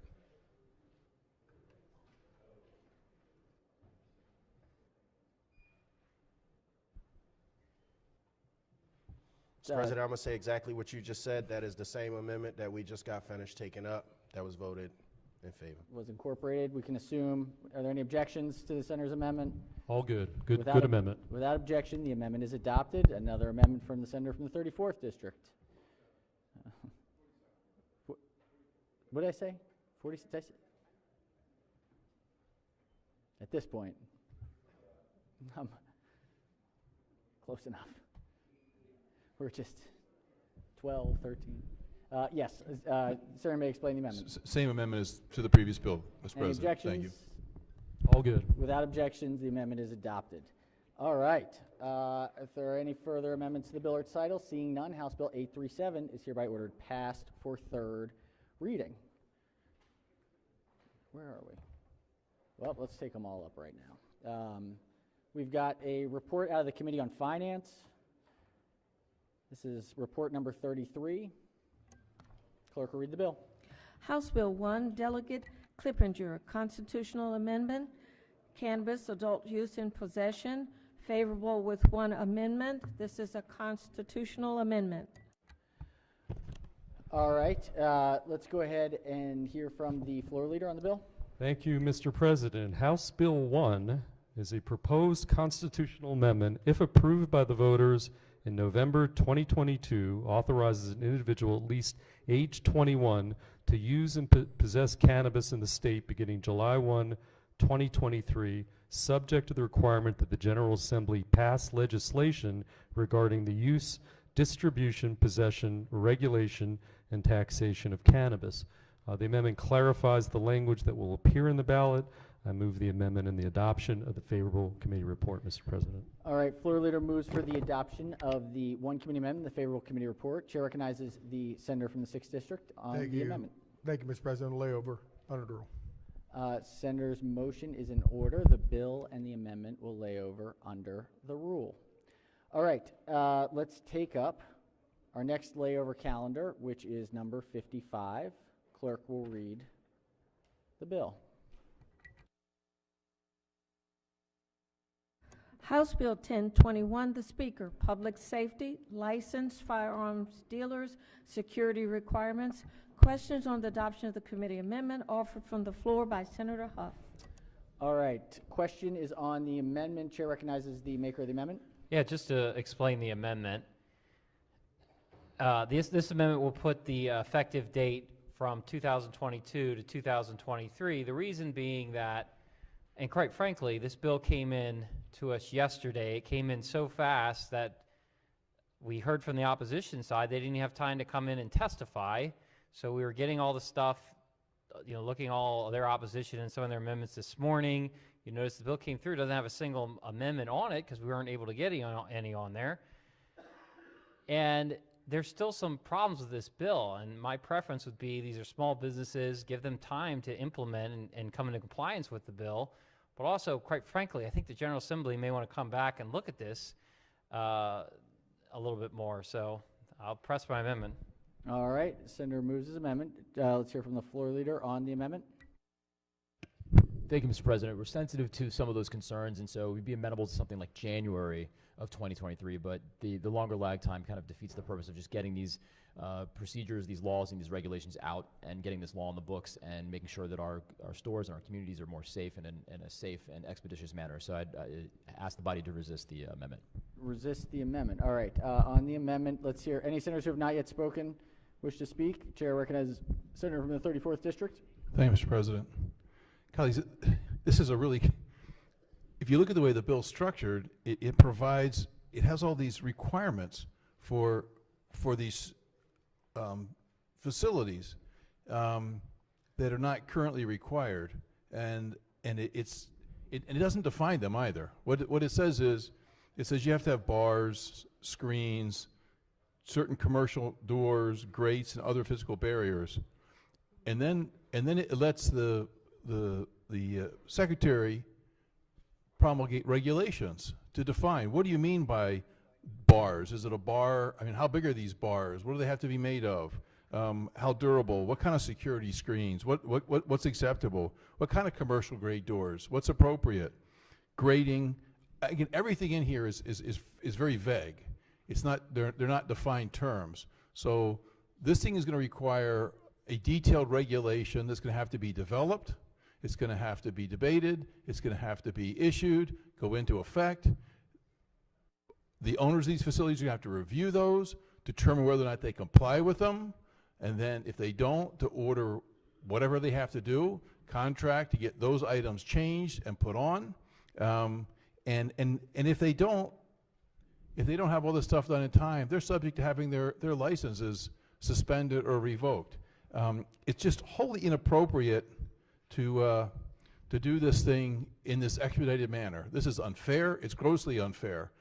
These folks are throughout our state, and while many of them may already be in some level of compliance, they don't know. They don't even know if they're in compliance, so we don't know what these yet to be adopted regulations are going to say. And for those of you who sit on AELR, you know how long that process takes. Development of the regulations. You have to go through the Administrative Procedures Act and all of that and develop these things. So to hold folks, and we're talking about fines, we're talking about denial of licenses, we're talking about suspension of licenses. To do that on an expedited basis is just grossly unfair and might I add, unnecessary. So I'd ask to support the amendment. Thank you. All right. On the amendment, any senators who have not yet spoken wish to speak? If not, Chair recognizes the maker of the amendment. Yeah, I'll just say, we do have, not only that, what just said the regulatory issues, you've got labor shortages right now, you've got supply chain issues. I'm not sure how much all the materials, things are required in this bill are going to be even readily available. So I just ask for a roll call on the amendment. Thank you. All right, on the amendment, Chair recognizes the minority leader. Yeah, the floor leader would yield on the amendment. Senator may proceed. So just the process, how you can walk me through this. So we pass a bill, the effective date is October. When, I guess the department can't adopt regulations till it becomes law. And then I'm looking in here and it says a licensed dealer may not conduct business if they don't do this. So process-wise, I own a business. I don't know about this law that we're passing down in Annapolis. October 1st comes. Is there any provisions in the bill that say you have 60 days or 90 days? How does that work process-wise? No, there isn't. So right now, we passed this bill this year. You've got 7 months, so October 1st effective date. In those intervening 7 months, MSP is going to have to promulgate those regs, and everyone's going to have to come into compliance on October 1st. And I've worked with the Board of Elections on another bill about regulations and so forth, and they said they can't adopt them really quick for like the primaries, and they were saying it's going to be August or September before they could actually promulgate regulations. So assuming that's the same in the other departments, you're talking August, September, they're putting the regulations in place. Now the businesses know what they need to do if they communicate it quickly. Then they have to actually go out and acquire a contractor to do this in a week or two, and if they can't, then the state's going to shut them down based on this law? So again, 7 months is adequate amount of time to comply with this. Once this bill once it passes, people are going to be put on notice. MSP is going to go to work. And one thing that came up earlier in our discussion with the senator from Carroll County is that a number of these dealers already have a number of these safety measures in place already. It's kind of common practice. So this is just basically creating a baseline for the entire state to make sure that we're all safe. So you got 7 months. Everyone's going to be put on notice. It's adequate amount of time. So the ones who have it already are going to be good. I'm concerned about the ones who don't. And you said you're sure that they can do this in 7 months. Have you talked to the department and they've given you an estimate of when they can have these regulations promulgated? I do not have confirmation from them that they can do it, but this is a routine practice. Whenever we pass laws here with October 1 effective dates, the mechanisms of government turn and they get the job done. Well, in all due respect, like I said, I was talking with the Board of Elections, and they said the wheels don't turn that quick in government. And, we can say adopt regulations for the primary elections and so forth, and they said there's no way we can do that, just the timing. So the fact that the committee doesn't know when, other than just government does this stuff, and this bill would actually put people out of business because of the time frame, what is the urgency if so many people already have this to give them a little extra time to make sure that they can do this and not be put out of business? Well, I would say that, look, it's not an automatic, hey, you have a suspension or a revocation of your license. There will be a process. So someone's going to have to go there and cite you for being out of compliance with the regulations and with the law. There's going to have to be an appeals process. So if that happens, so it's within the realm of possible but not probable, and it's not an automatic thing. It's something that someone's going to have to go there and give you a citation and then trigger this appeal process. So it's not something that, as if like on October 1st, you're just automatically going to get your license suspended or revoked. Okay, so the way I read the bill, though, is they will be out of compliance with law October 1st, and the law says a licensed dealer may not conduct business unless they do this. So come October 1st, if they don't have this implemented, contracted, and all that, you're saying they'll be out of compliance with law, but they'll be okay because they're going to have to wait for government to slowly get out to them and give them a citation and appeal it? So that's the way that this would play out. I mean, but you would be out of compliance on October 1st if you didn't do it. All right, on the amendment, any further? Chair recognizes the senator from the 36th district on the amendment. Yeah, thank you, Mr. President. The floor leader would continue to yield. Senator may proceed. Again, just to clarify again, the bill goes into effect October 1st? Or the bill goes into effect once the governor signs it? Or October 1st. October 1st. And then from that point, the regulations have to be drawn up and adopted? So the regulations, once we pass this bill, MSP is going to have to go to work on developing those regulations and starting that process. But once we pass it, doesn't mean anything. But your point is correct. Right. So technically, the effective date is when those regs need to start being promulgated or need to be distributed. So, yes. And that's the normal process that AELR works on a number of things leading up, or not AELR, but the departments, the agencies work on regulations. It has to go through AELR as well too before October. Part of the 1st. Administrative procedure. Yeah, that's exactly right. You've got a notice and comment period. You've got AELR is going to weigh in. You're going to get feedback from industry before October 1st. That's right. And then from October 1st until January 1st, when are all these gun stores making these changes? So practically speaking, right now, once we pass this bill, it's not going to be implemented until October 1st, but that's what the notice has gone out. You know that you're going to have to work on these regulations. Industry is going to have to understand what's happening with the law and comply and make sure that they're in compliance by October 1st. So those wheels start to turn as soon as we pass this bill. All right, and then just who puts out all that regulation, all that notice that you were just speaking So about? MSP will be responsible for promulgating those regulations. Okay, and just real quick, what problem is this bill trying to solve? So there were a couple of high-profile incidents in Baltimore County and Montgomery County, a couple other jurisdictions of the state where there were a lot of smash and grabs from FFLs, where a lot of weapons were stolen and vanished into the black market. So this bill seeks to tighten up and ensure that if you are a dealer distributing large amount of firearms, that you are now acting in a way that secures and ensures that those firearms don't make their way into the black market. Okay, and the penalty being if you don't follow these, you could end up losing that license. You could have a suspension or a revocation or a fine. That's right. Okay, thank you. All right, on the amendment, Chair recognizes the senator from District 6. Thank you. Just a brief. We do studies, we do work groups, and we do a lot of different things that we give these groups and studies a year. We give them at least the first of the year. We give them opportunity to be prepared to answer anything, and we're kind of limiting this. Couldn't we give that grace period if a person is going to have to do something like this, if a business is going to have to do something like this and put this in place? And they're starting maybe, they're getting there. Couldn't we give a grace period? And that grace period, that is, could be the first of the year, again, like we do studies, like we do work groups. And we give them the year, we give them the whole year to give them opportunity to do it right. This is something that I think we could do also. Don't you think that would be a good thing to show this grace? We've got 7 months now, and as I mentioned before, it'd be amenable to January 1st, but that would be plenty of time, in my estimation, to comply. Thank you. All right. On the amendment, any further discussion? Chair, any senators who have not yet spoken who wish to speak? If not, Chair recognizes the senator from the 34th District. Yeah, Mr. Chairman, can you just, once a regulation is proposed by the Secretary, do you know how long it has to be published in the Maryland Register before it can be reviewed? You know what the process, the timeline is? I don't know the answer to that question, actually. We're checking with counsel. I don't know. Okay, and do we know how long the Attorney General has to review the regulation before it's published?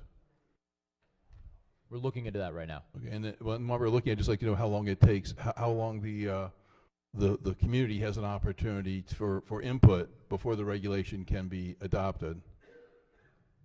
Yeah, we'll find out the information right now. Okay. I just like the amount of time it takes from the Secretary is going to adopt this thing. Obviously, we're going to give him about 3 days to develop these regulations under this law, is what it looks like. But once he develops these complex regulations, I'd just like to know the amount of time it's going to take from Secretary's done until it goes through all the rulemaking process until those regulations are actually implemented.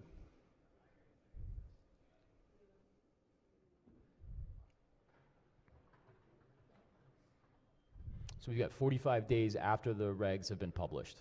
So 45 days for the notice comment, 15 days, so 45 days after they're published, you've got 15 days for comment, for public comment, notice and comment. 2 months gone. Okay.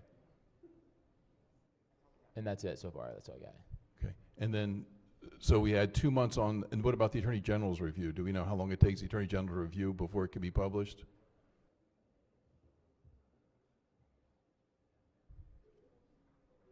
Suspect it depends on the agency, would be my guess. Each agency has their own Attorney General. Counsel, we were looking into that right now.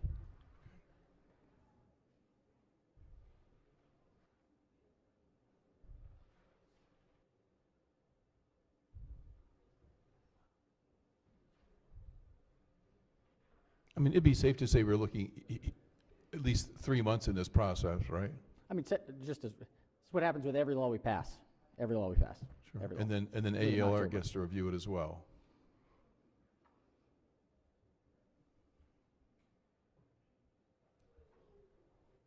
Well, I mean, but not every law we pass requires regulation. I mean, those are implemented by regulation.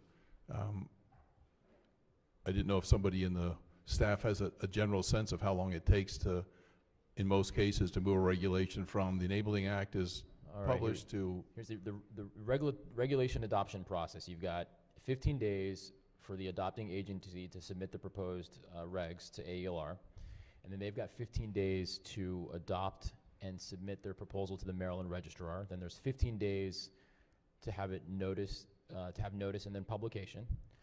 And then you've got 45 days or 30 days of public comment, okay?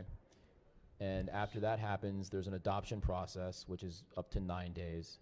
Then it's published no less than 10 days after that, and at 10 days after it's adopted, it becomes effective.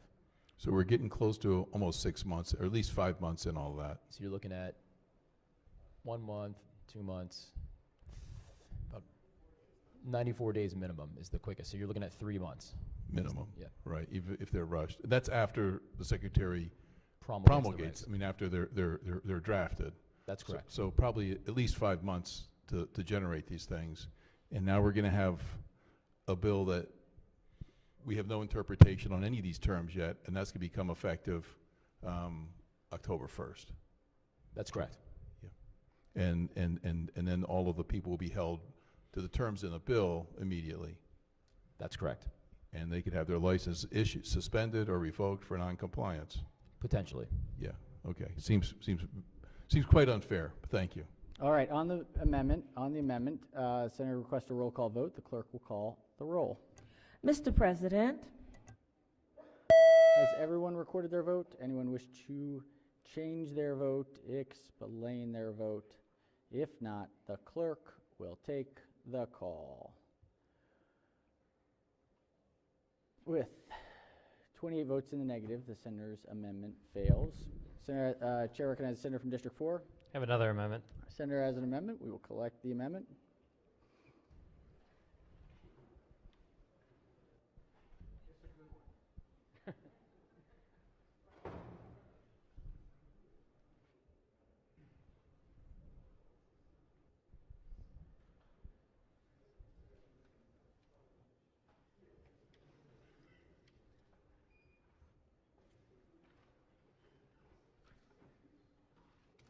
Senator may explain the amendment.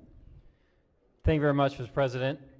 If we're going to treat this as a serious crime, people breaking into licensed firearm dealers and stealing their firearms, then maybe instead of just punishing the firearm dealer and going after the firearm dealer and punishing the one side, the person who is, quite frankly, the victim of the crime, the person who had their property broken into, had their items stolen, maybe we should actually punish the person that broke in and stole the items. So that's what this amendment does. A person convicted of theft of a firearm from a licensed dealer is guilty of a felony. Currently, right now, it's a misdemeanor. It's pretty light punishment. And on conviction is subject to imprisonment of not less than 5 years. It's pretty simple. That's what the amendment does. It takes theft of a firearm from a misdemeanor to a felony if you steal from one of these licensed firearm dealers.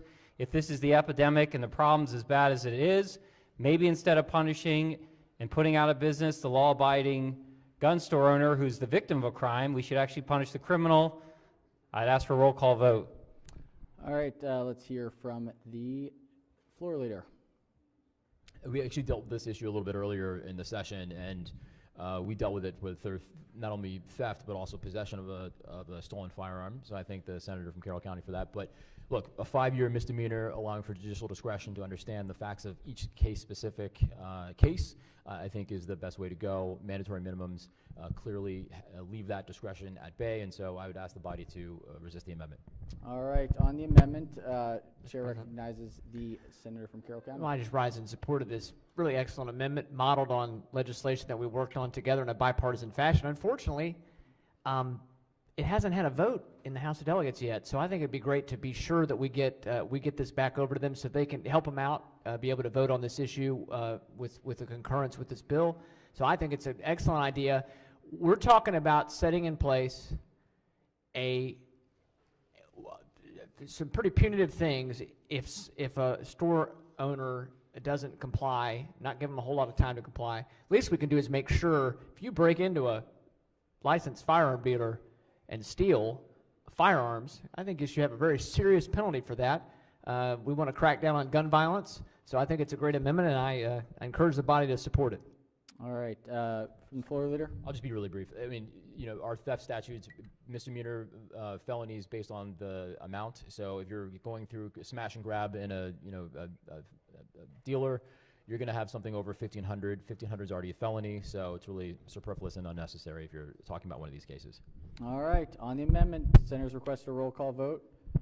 Chair recognizes the real maker quick. of the amendment. It's not superfluous because this is a 5-year mandatory minimum that can't be suspended. So it is a tougher sentence. And if we're going to go after the gun stores and punish them, why not punish people breaking into them? All right. On the amendment, clerk will call the roll. Mr. President, Has everyone recorded their vote? Anyone wish to change their vote, explain their vote? If not, the clerk will take the call. With 27 votes in the negative, the senator's amendment fails. Mr. President. Yes. Just to be very clear, tonight we're going to get through our work tonight. So I know there are things planned. We got a lot of work, but we're going to stay here until we get it done. So, yep. Didn't work there. Won't work here. Chair recognizes the minority whip has an amendment. Thank you, Mr. President. You know, it's interesting. That's, committee process is very important. Sometimes it's important to have discussions even on the floor, too. This is an amendment. Just simply, sometimes it's known as sort of a preemption amendment. But what my amendment would do would just make sure that it's clear that this new statewide law supersedes any local law, ordinance, or regulation that relates to security requirements for the premises of licensed firearm dealers and storage of firearms during non-business hours. I do want to apologize that I wasn't able to share this with the committee chair. That was not my intention to keep him in the dark. This, I think, is pretty straightforward amendment, just to make sure we're not having a confusing matrix of regulations. In a lot of cases, this bill may make the law more stringent, but we want to be sure that there's no confusion for our firearm dealers and small businesses that are engaging in this practice. So I would move my amendment, Mr. President, and ask for a roll call vote. Senator moves the amendment. Chair recognizes the chair of the committee. Thanks. Thank you to the senator from Carroll County. You've always been courteous with extending the amendments beforehand, so I appreciate that. Look, obviously, every law we pass here establishes a floor, not the ceiling. If a certain jurisdiction feels as though there is a more pervasive threat, then they can go ahead and develop more stringent requirements, and so I'd ask the body to resist the amendment. On the amendment, any further discussion? If not, clerk will call the roll. Mr. President, Has everyone recorded their vote? Anyone wish to change their vote, explain their vote? If not, the clerk will take the call. With 30 votes in the negative, the senator's amendment fails. Chair recognizes the senator from the 4th District.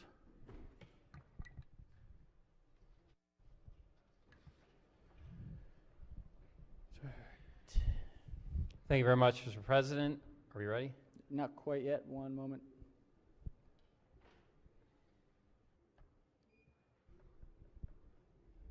Senator may explain the amendment.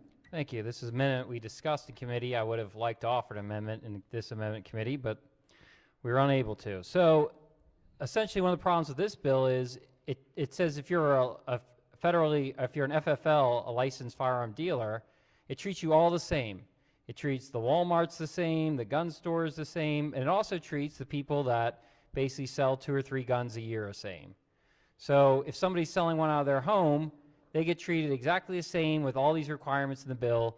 That doesn't make sense. This is just a common sense amendment that says retail location does not include a licensed dealer who has a non-retail location which is not open to the general public. So a lot of times you get these people, they're custom gunsmiths. Quite frankly, in the ghost gun bill that we just passed, we treated ghost, we recognize that some of these FFLs are different than others. And for example, these are the people a lot of times are the gunsmiths. They'd only do 2 or 3 guns a year. So the fact that they're thrown in this bill with the Walmarts and the Dick's Sporting Goods, that's just not good policy. So I would ask that we adopt this amendment. All right, on the amendment, Chair recognizes the floor leader. Thank you, Mr. President. The bill actually already addresses this circumstance, and it's on page 3, the bottom of line, page 3, lines 29 through 30, and then on top of page 4, which essentially means that if you're not one of these FFLs with a storefront location, you're doing something out of your home, you just have to have your firearm stored in a safe, a vault, and that's it. So it's already kind of pondered into the bill. All right, on the amendment, any further discussion? If not, the clerk will call the roll. Mr. President, Has everyone recorded their vote? Anyone wish to change their vote, explain their vote? If not, the clerk will take the call. With 30 votes in the negative, the senator's amendment fails. Are there any further amendments? Another amendment. Recognize the senator from District 4.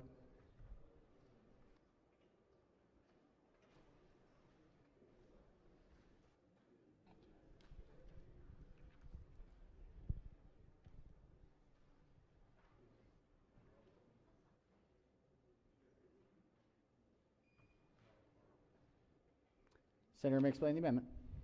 So the way that currently a lot of stores, a lot of the bigger stores, that they currently would satisfy, in my mind, securing their firearms, is through having a shatterproof or fortified display case, a glass display case equipped with security window film that covers any glass components, or a manner that uses a steel rod or cable capable of being locked and secured. This is a common way. There's no reason that this shouldn't be under the law, so I'd ask for a vote on this amendment. All right, let's hear from the floor leader. Thank you, Mr. President. It undermines the purpose of the bill by weakening the security measures that need to be put in place. So this shatterproof glass is essentially, it's a film that would go over glass. It's not as fortified as bars, security screens, commercial grade metal doors, grates, or other physical barriers approved. So I'd ask the body to resist the amendment. All right, on the amendment, clerk will call the roll. Mr. President, Has everyone recorded their vote? Anyone wish to change their vote, explain their vote? If not, the clerk will take the call. 29 votes in the negative, Senator's amendment fails. Senator has another amendment. Collect the amendment.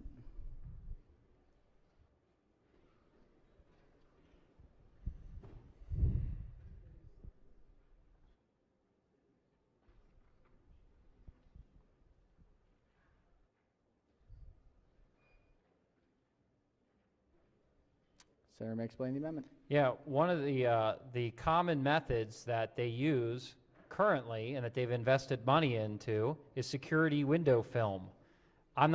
This is not one of these technologies that I'm super familiar with, but if you talk to people that actually do this, if we were able to have them come in the committee and hear out the testimony, but one of the things they said was security window film is one of the important things they've used, they've invested money in, it works, and I would move this amendment. All right, Senator moves the amendment from the floor leader. Thank you, Mr. President. Again, this is the same argument as the last time, that it undermines the security measures that the bill calls for as less stringent, less fortified, less secure. All right, on the amendment, the clerk will call the roll. Mr. President, Has everyone recorded their vote? Anyone wish to change their vote, explain their vote? If not, the clerk will take the call. With 30 votes in the negative, Senator's amendment fails. Senator has another amendment.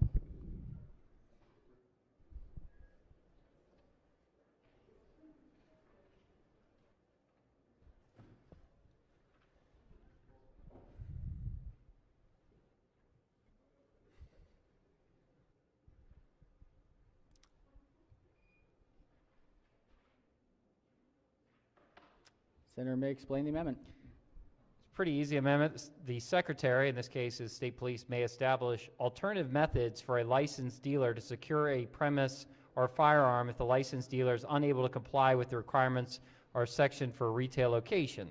So basically, if you look at it right now, if you notice through the amendments, I went through and I walked through all the different things they use right now: shatterproof glass, the bars, the security film, cables. Well, now this bill, because we, the General Assembly, apparently know better, have written down bars, security screens, commercial-grade metal doors, grates, and my favorite, we put physical barriers designed to prevent the use of a motor vehicle to breach all buildings. I'm not sure where practical. I'm not sure who's going to figure out if the Walmart or the person's home or things can have that in front of it. So I think it's just a common sense amendment, say, the Secretary may establish alternative methods for a licensed dealer to secure a premise or firearms if the dealer is unable to comply. So basically, give the Secretary some discretion outside of this bill. Quite frankly, technology changes. I mean, this thing has this thing in here talking about burglar alarm system that is continually monitored. I mean, it's somewhat of a 1980s term now. I mean, most people in their homes have one of those for $30 a month. So I think this would just keep with technology, give the Secretary some flexibility, and ask for a vote on this amendment. Thank you. Let's hear from the floor leader. Thank you, Mr. President. Obviously, the Secretary has the bandwidth and the latitude within the confines of the bill to promulgate regulations that can address new and evolving situations. So that flexibility is already there through the regulatory process. So I'd ask the body to resist the amendment. All right, on the amendment, Chair recognizes the senator from the 34th District. Thank you, Mr. President. No, I would disagree that the bill allows the Secretary discretion. I mean, it's really unfortunate because this is one of the many firearms bills that judicial proceedings deals with, and unlike all of the other bills, this one came through with like grease lightning, we had there was no testimony from the opposition and very little discussion on the bill. It has an incredible number of questions. The drafting has not been through a very rigorous process. It leaves many questions, many doubts, and I think the least we can do is throw a bone to the industry that at least they would have an opportunity to ask the secretary to try to interpret this thing to make some sense out of it, because clearly the bill has serious challenges, and I think not allowing the secretary the latitude to say, well, maybe there's some other things we need to look at, because this thing really didn't see the light of the scrutiny that a bill of this kind should have received during the 90-day session. Thank you. All right, we're ready on the question. Chair recognizes the senator from the 36. Just a clarification, because I think this is important. With it, floor leader yield. I know we put up an amendment that talked about Walmarts and sporting goods stores and things of that nature. Does this bill affect those types of locations? It does. So for instance, a Walmart now would have to have bars on the front doors? So it's one of the five elements here on page 3. The bars, security screens, that's something closing. These are not ands, these are ors. So, and then if you have a continuously monitored security system, which of course they would, it's a Walmart, but it's just one of these. One of the 5. So if it has a monitoring system, it does not have to have the other 5. It has to have one of the 5. So again, that's what I was saying. So it would have to have bars on a Walmart, or security screens on a Walmart, or commercial grade metal doors at the front of a Walmart where you can't, I guess, see into the Walmart. It would be closed down. Grates would have to come across. So a 120,000 square foot Walmart that has a small area in the back that's selling guns would have to have other physical barriers approved by a secretary, would have to have these types of things in a Walmart location? That, or at the end of the day, when they're not operating during normal business hours, they have to lock their firearms in a safe or a vault. And do they not do that already? If they do, then they're covered and it's no problem. And that can go for any location. As long as at the end of the day they lock their firearms in a vault or a safe, then they don't have to comply with any of these other things. That's correct. That's what's accurate. Okay, thank you. All right, on the amendment, Chair recognizes the senator from the 34th district. Yeah, thanks, President. I'm sorry, I just have to clarify here, because the way the statute's written is the Walmart would have to have at least one of the following, in addition to the recording devices, during business hours, not just after hours, but at all times. They would have to have installed on all exterior doors and windows of all the buildings where the firearms are stored, bars, security screens, commercial grade metal doors, grates, or, so one of these, bars, security screens, commercial grade metal doors, grates, or other physical barriers approved by the secretary. We have no idea what that means just yet. And it also has to have a burglar alarm. So yes, in response to the previous question, Walmart would have to install on all their exterior doors, bars, security, the screens that slide down, commercial grade metal doors, not those glass doors, or some kind of grating, or perhaps they can avoid that with some other physical barrier that we're not really sure what that is, that would be approved by the secretary. So as of now, because the secretary hasn't approved anything, they would have to have, your Walmarts will all have to change. They're going to all have to have either these bars or slide down metal grates or big metal doors on all of our Walmarts. That's the impact of this. All right, on the amendment, any further discussion? If not, clerk will call the roll. Mr. President, has everyone recorded their vote? Anyone wish to change their vote, explain their vote? If not, the clerk will take the call. With 30 votes in the negative, the senator's amendment fails. Chair recognizes the minority whip. Thank you, Mr. President. I have an amendment. Yep. This time I was able to share it. One of these golden rules in politics, every action has an equal and opposite reaction, just to be clear. All right, Senator may explain the amendment. Thank you, Mr. President. This is a pretty simple amendment.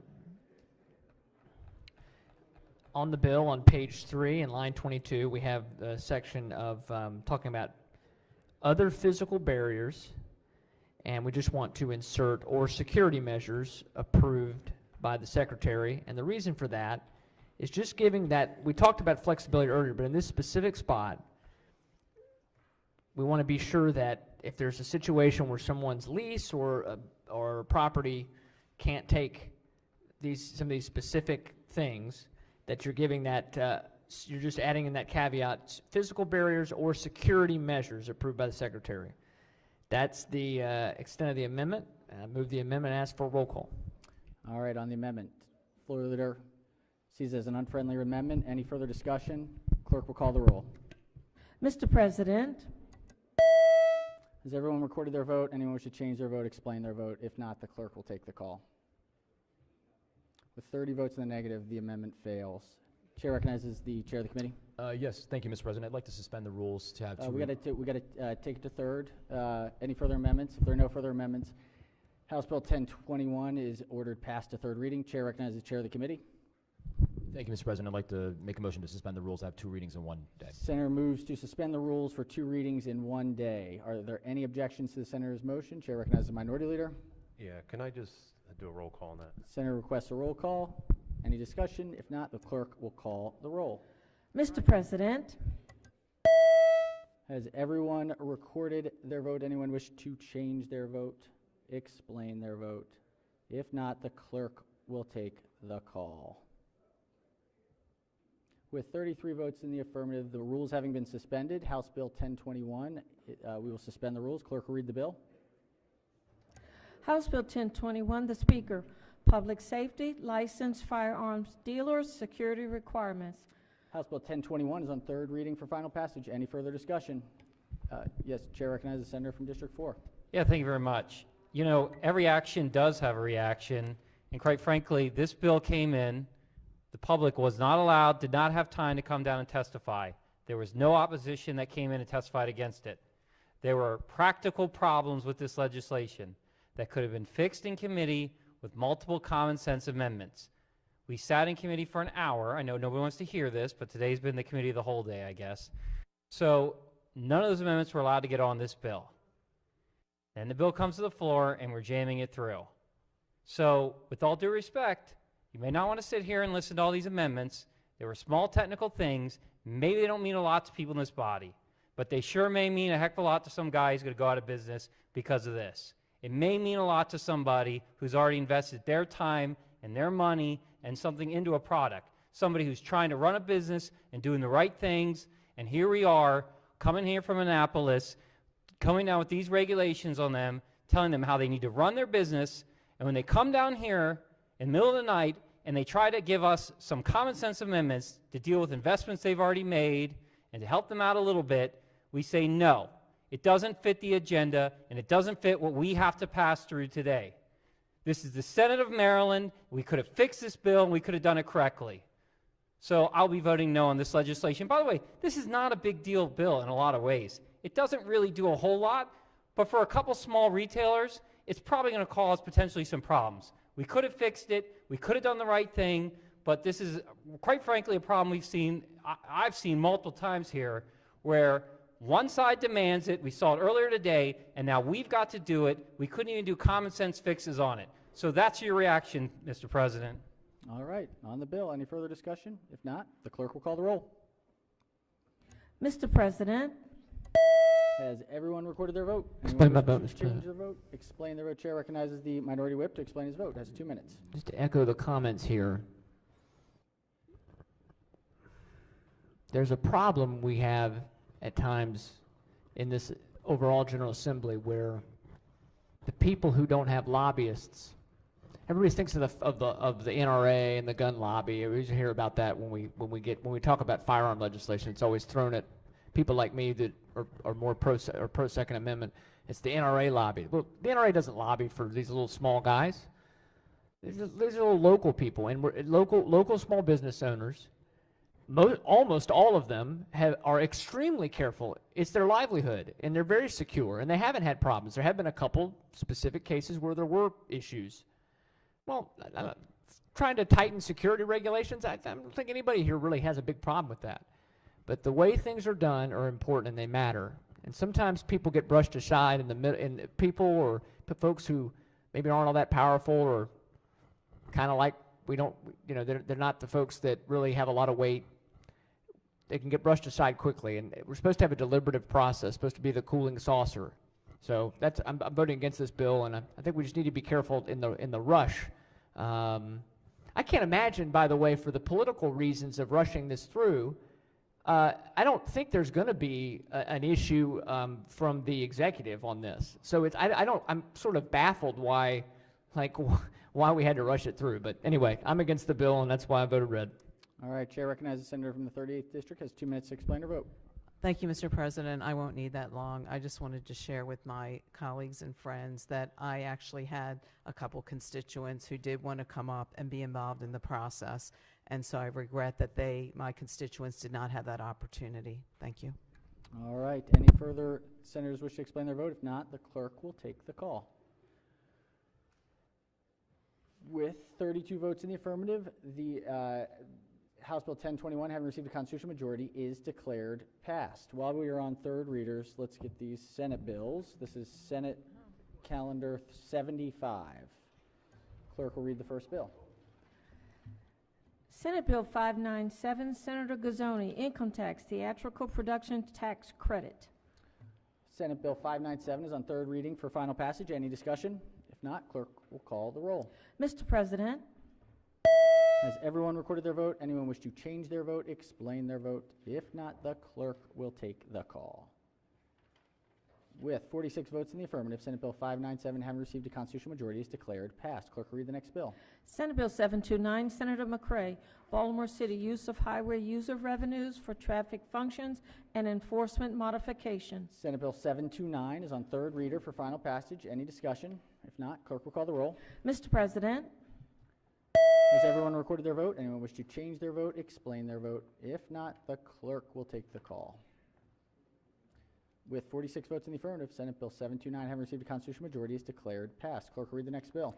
Senate Bill 975, Senator Jennings, property tax exemption, disabled veteran, active duty, and surviving spouse application process. Senate Bill 975 is on third reading for final passage. Any discussion? If not, clerk will call the roll. Mr. President, has everyone recorded their vote? Anyone wish to change their vote, explain their vote? If not, the clerk will take the call. With 46 votes in the affirmative, Senate Bill 975, having received a constitutional majority, is declared passed. We've got a special order third reader here, 78. Not sure if we're ready for this one.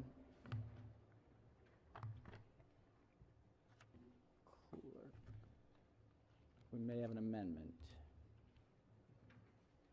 Special order calendar 78.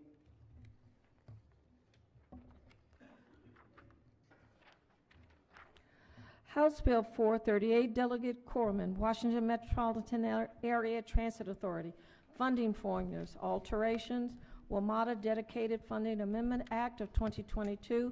Bill is on third reading for final passage. All right, bill is on third reading for final passage. Chair recognizes Senator from Prince George's has an amendment. Yep. Collect the senator's amendment.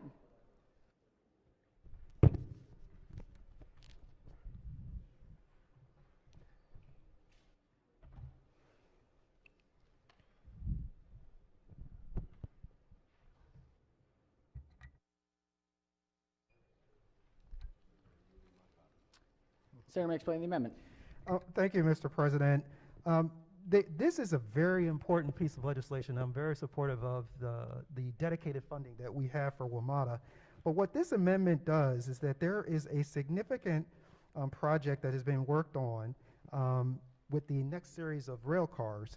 And for the last 18 months, I have been working to try to get some of the information about the local there was a requirement that there be a local economic benefit. And I have not been able to get that information. And all that this asks is that the fiduciary entity provide the reporting for that prior to release of certain funds. All right, let's hear from the floor leader. Chair from the floor leader. Mr. President, how much? I'm first seeing this right now. Just give me 1 second to read it. Let's do this. How about we hear from the senator from District 2? That'd be great. Question for the maker of the amendment. Senator may proceed. So what is it exactly you're asking for, though? What I'm asking for is a report that would come from the vendor that would just share with us what has occurred in this RFP. Basically, the RFP had certain requirements for economic benefits. They have not been willing to share that information. We're just looking to receive that information back from them to better understand there were certain requirements in this RFP that be So given. the economic benefits of the planned construction of the new factory and the No, location? no, Okay. no, sir. It was an overall $2.2 billion. Correct. And there was within this, and I must say, as a former member of the WMATA Board of Directors, I was a part of the process of putting together these requirements. Part of the requirements were that there be a local benefit. That there be a local benefit. It's only a portion of the larger contract. What I asked the vendor to provide was simply what those local benefits were going to be. They have not been able to do so. They have not been willing to do so over the last 18 months. It has nothing to do about anything specifically. It has to do about the larger way that they intend to fulfill the RFP that they have with WMATA. So how are we defining local, when you're saying local benefits? It's actually within the RFP itself, which is where it is dictated in the RFP that they must provide certain economic benefits, and that can include a variety of different ways that they can do that. They can do that through a building, through an assembly plant, through subcontracting, local business, hiring, local employees, providing job training, support for local business and initiatives. There's a whole list of ways that they could be responsive to the RFP. All right. Thank you. All right, let's hear from the floor leader. I'm kind of looking through this for the first time. What does C mean? Explain to me. The Washington Suburban Transit District shall withhold 20% of the appropriation? Absolutely. So I'm happy to explain what that means. So just as we do often here in this body, we will ask for a certain requirement to be fulfilled, and once that requirement is fulfilled, they will release a certain funds. It's similar to many things that we've done in the past. That's all that it is. The other thing that C refers to actually is the entity within WMATA. So the way that we are set up, we have our fiduciary, who is the Washington Suburban Transit District. That is how it's set up. That is actually our fiduciary. That is where we go through with regard to our funding for this dedicated fund that goes through that entity. It is our local entity that supports WMATA. So the 20% with appropriation that's withheld, it would be withholding it from WMATA? The 20% would only occur if they don't provide the report. That's the only thing that would occur, is that it would be held back if they don't provide the report. But it's holding back funds from WMATA? Yes. Okay, and so if we adopt this puts it in a different posture than the Senate bill that we voted on, right? Yes, it does. I will tell you, I think that you have heard actually on this floor. Let me explain to you why this is the case. I asked this vendor, and I have continued to ask them to provide this information, and they have not done so until this day. You probably heard earlier when we were on the floor debating the senator from the delegation chair for Prince George's County who stood up and asked about this situation. We tried our best to be patient and to try to get a response. They did not. That is the reason why it has occurred at this point. So here's my sense is we'll adopt it as a friendly amendment. This is the second reader. This is a House bill, so if we have any concern, we can take it up on... I think it's on third. Oh, is it? Oh, okay. All right, well, let's roll with it then. Thank you. Appreciate it. All right, so seen as a friendly amendment. Any further discussion? All in favor of the amendment say aye. Opposed, nay. The ayes have it. The amendment is adopted. Are there any further amendments? Any further discussion? If not, House Bill 438 is on third reading for final passage. Clerk will call the roll. Mr. President. Has everyone recorded their vote? Anyone wish to change their vote, explain their vote? If not, the clerk will take the call. With 34 votes in the affirmative, House Bill 438, having received a constitutional majority, is declared passed. All right, we've got some more third readers while we were on them. Calendar number 13, clerk will read the first bill. House Bill 28, Delegate Bondari, pharmacist, nicotine replacement therapy medication. All right, House Bill 28 is on third reading for final passage. Any discussion? If not, clerk will call the roll. Mr. President, Has everyone recorded their vote? Anyone wish to change their vote, explain their vote? If not, the clerk will take the call. With 45 votes in the affirmative, House Bill 28, having received a constitutional majority, is declared passed. Clerk will read the next bill. House Bill 136, Delegate Kerr, Education, Public and Non-Public Schools, Seizure Action Plans, Braley's Act. House Bill 136 is on third reader for final passage. Any discussion? If not, clerk will call the roll. Mr. President, Has everyone recorded their vote? Anyone wish to change their vote, explain their vote? If not, the clerk will take the call. With 46 votes in the affirmative, House Bill 136, having received a constitutional majority, is declared passed. Clerk will read the next bill. House Bill 145, Delegate Crosby, State Finance and Procurement, Prevailing Wage, Stop Work Orders. House Bill 145 is on third reader for final passage. Any discussion? If not, clerk will call the roll. Mr. President, Has everyone recorded their vote? Anyone wish to change their vote, explain their vote? If not, the clerk will take the call. With 32 votes in the affirmative, House Bill 145, having received a constitutional majority, is declared passed. Clerk will read the next bill. House Bill 335, Delegate Foley, Maryland Transportation Authority, Easy Pass, Disputes of Charges and Fees. House Bill 335 is on third reader for final passage. Any discussion? If not, clerk will call the roll. Mr. President, Has everyone recorded their vote? Anyone wish to change their vote, explain their vote? If not, the clerk will take the call. 46 votes in the affirmative, House Bill 335, having received a constitutional majority, is declared passed. Clerk will read the next bill. House Bill 396, Prince George's County and Montgomery County delegations, Montgomery County Planning Board, open meetings, video and audio streaming, and minutes. House Bill 396 is on third reader for final passage. Any discussion? If not, clerk will call the roll. Mr. President, Has everyone recorded their vote? Anyone wish to change their vote, explain their vote? If not, the clerk will take the call. With 46 votes in the affirmative, House Bill 396, having received a constitutional majority, is declared passed. Clerk will read the next bill. House Bill 397, Prince George's County and Montgomery County delegations, Maryland National Capital Park and Planning Commission, Montgomery County, County Council and District Council voting thresholds. House Bill 397 is on third reader for final passage. Any discussion? If not, clerk will call the roll. Mr. President, Has everyone recorded their vote? Anyone wish to change their vote, explain their vote? If not, the clerk will take the call.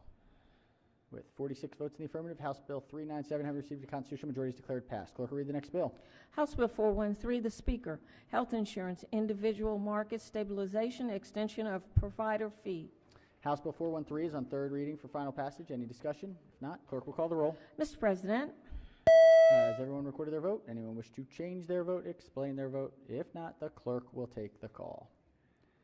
With 33 votes in the affirmative, House Bill 413, having received a constitutional majority, is declared passed. Clerk will read the next bill. House Bill 425, the Speaker, Public Safety, Untraceable Firearms. House Bill 425 is on third reading for final passage. Any discussion? If not, clerk will call the roll. Mr. President, Has everyone recorded their vote? Anyone wish to change their vote, explain their vote? Chair recognizes the senator from Montgomery County. Has 2 minutes to explain her vote. Yeah, thank you, Mr. President. I'd like to explain my vote. First of all, I'd like to express my very heartfelt thanks to our Attorney General and to you, our Senate President, and our JPR Chair and Vice Chair, and especially my wonderful colleagues who came together in a bipartisan manner to get this bill out both in the House and the Senate like we are doing today, and particularly groups like Moms Demand Action, Everytown, Brady, Marylanders Prevent Violence, Gun Violence, Giffords, and other organizations, stakeholders, our wonderful law enforcement and our state's attorneys who came together to pass this bill to ban ghost guns that don't require any serial numbers or untraceable and don't require background checks, and unfortunately are used increasingly as a weapon of choice for violent criminals and domestic abusers and those that are banned from having guns under the law, but most disturbingly, children, which is easily accessible. They can just use a credit card to get it on the internet. And unfortunately, in my county, they've been used to kill and also to shoot other individuals in their schools. So I have to say, our hearings revealed that there's been a huge surge, not only in the country but in Maryland, of these ghost guns, and it's led to very terrible gun tragedies, and which has devastated families. And we always hear our fellow elected officials saying that when we hear about these ghost gun incidences and where people are getting hurt and there's families being shattered, that we send our thoughts and prayers. But the victims of gun violence, they do not want our thoughts and prayers. They want us to take action, and that's what we did when we passed this law. It's common sense legislation that will keep guns out of the hands of those who should not have it, and also help our law enforcement. 2 minutes has expired. Okay, solve crimes and help our prosecute Thank you, Senator. those crimes. Thank you, Senator. And keep our communities safe. Thank you. All right, any further senators wish to explain their vote? If not, the clerk will take the call. With 33 votes in the affirmative, House Bill 425, having received a constitutional majority, is declared passed. All right, we've got another calendar. Mr. President. Yes, Chair recognizes Senator from the 37th District. Thank you very much, Mr. President. Senate Bill 1021 on the vote to suspend the rules to have 2 readings in the same day. I want to go from green to red. Thank you. Green to red. Do we have that? Without objection, any objections? Without objection, so ordered. Senator from District 30. Thank you very much, Mr. President. It seems my button did not work on the last bill, and I would like to be recorded in the green, please. House Bill 425. 425 in the green. Any objections? Without objection, so ordered. Chair recognizes Senator from District 11. Thank you very much, Mr. President. On House Bill 1021, I'd like to change a vote on an amendment. The amendment number is 163726/1 from red to green, please. I'm sorry, from green to red, please. Okay. 163, can you read one more time? 163726/1. All right. Any objections? Without objections, so ordered. All right. We're on calendar number 14. Clerk will read the first bill. House Bill 448, Delegate Smith, State Board of Cosmetologists, Licensees, Supervision of Apprentices. House Bill 448 is on third reading for final passage. Any discussion? If not, clerk will call the roll. Mr. President. Has everyone recorded their vote? Anyone wish to change their vote, explain their vote? If not, the clerk will take the call.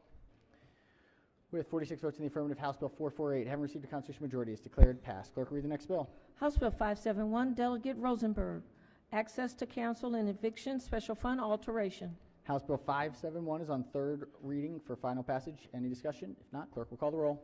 Mr. President. Has everyone recorded their vote? Anyone wish to change their vote, explain their vote? If not, the clerk will take the call. With 44 votes in the affirmative, House Bill 571, having received a constitutional majority, is declared passed. Clerk will read the next bill. House Bill 580, Delegate P. Young, Maryland Transit Administration Police Collective Bargaining Supervisors and Sergeants. House Bill 580 is on third reading for final passage. Any discussion? If not, clerk will call the roll. Mr. President.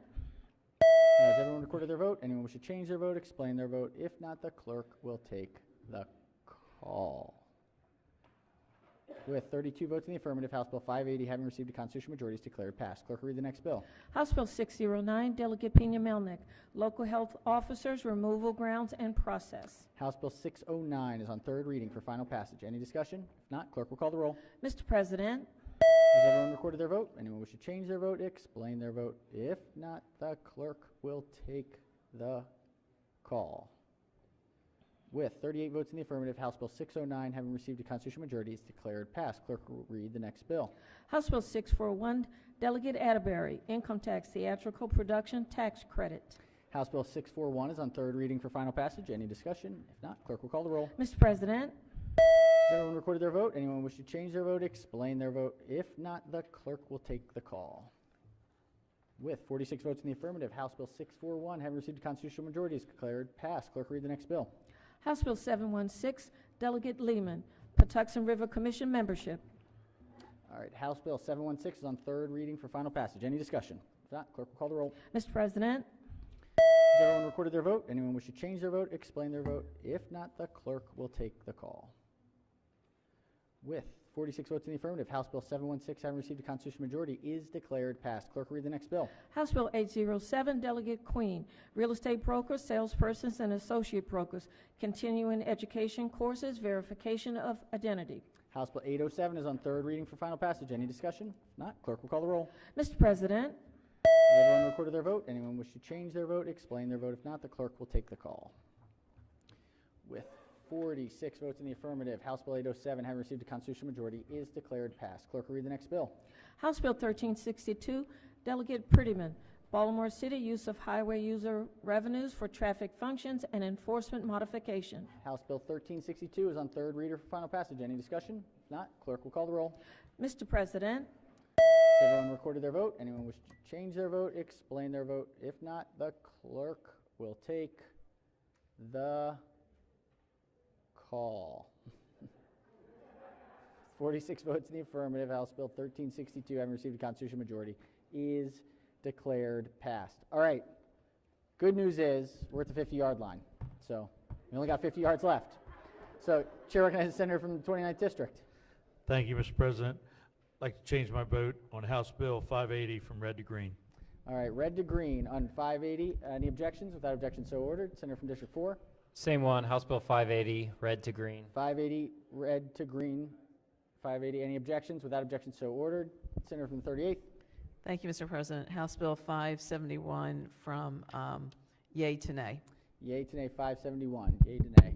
Any objections? Without objection, so ordered. All right, do we have this amendment for the Senate bill? All right, let's pull the special order for 77. Clerk will read the bill.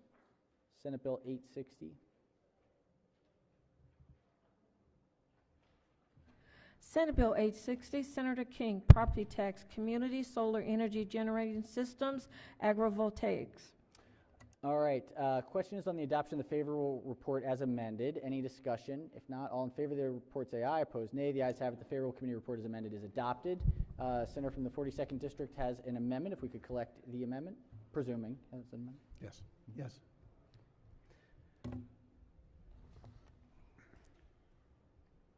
Thank you.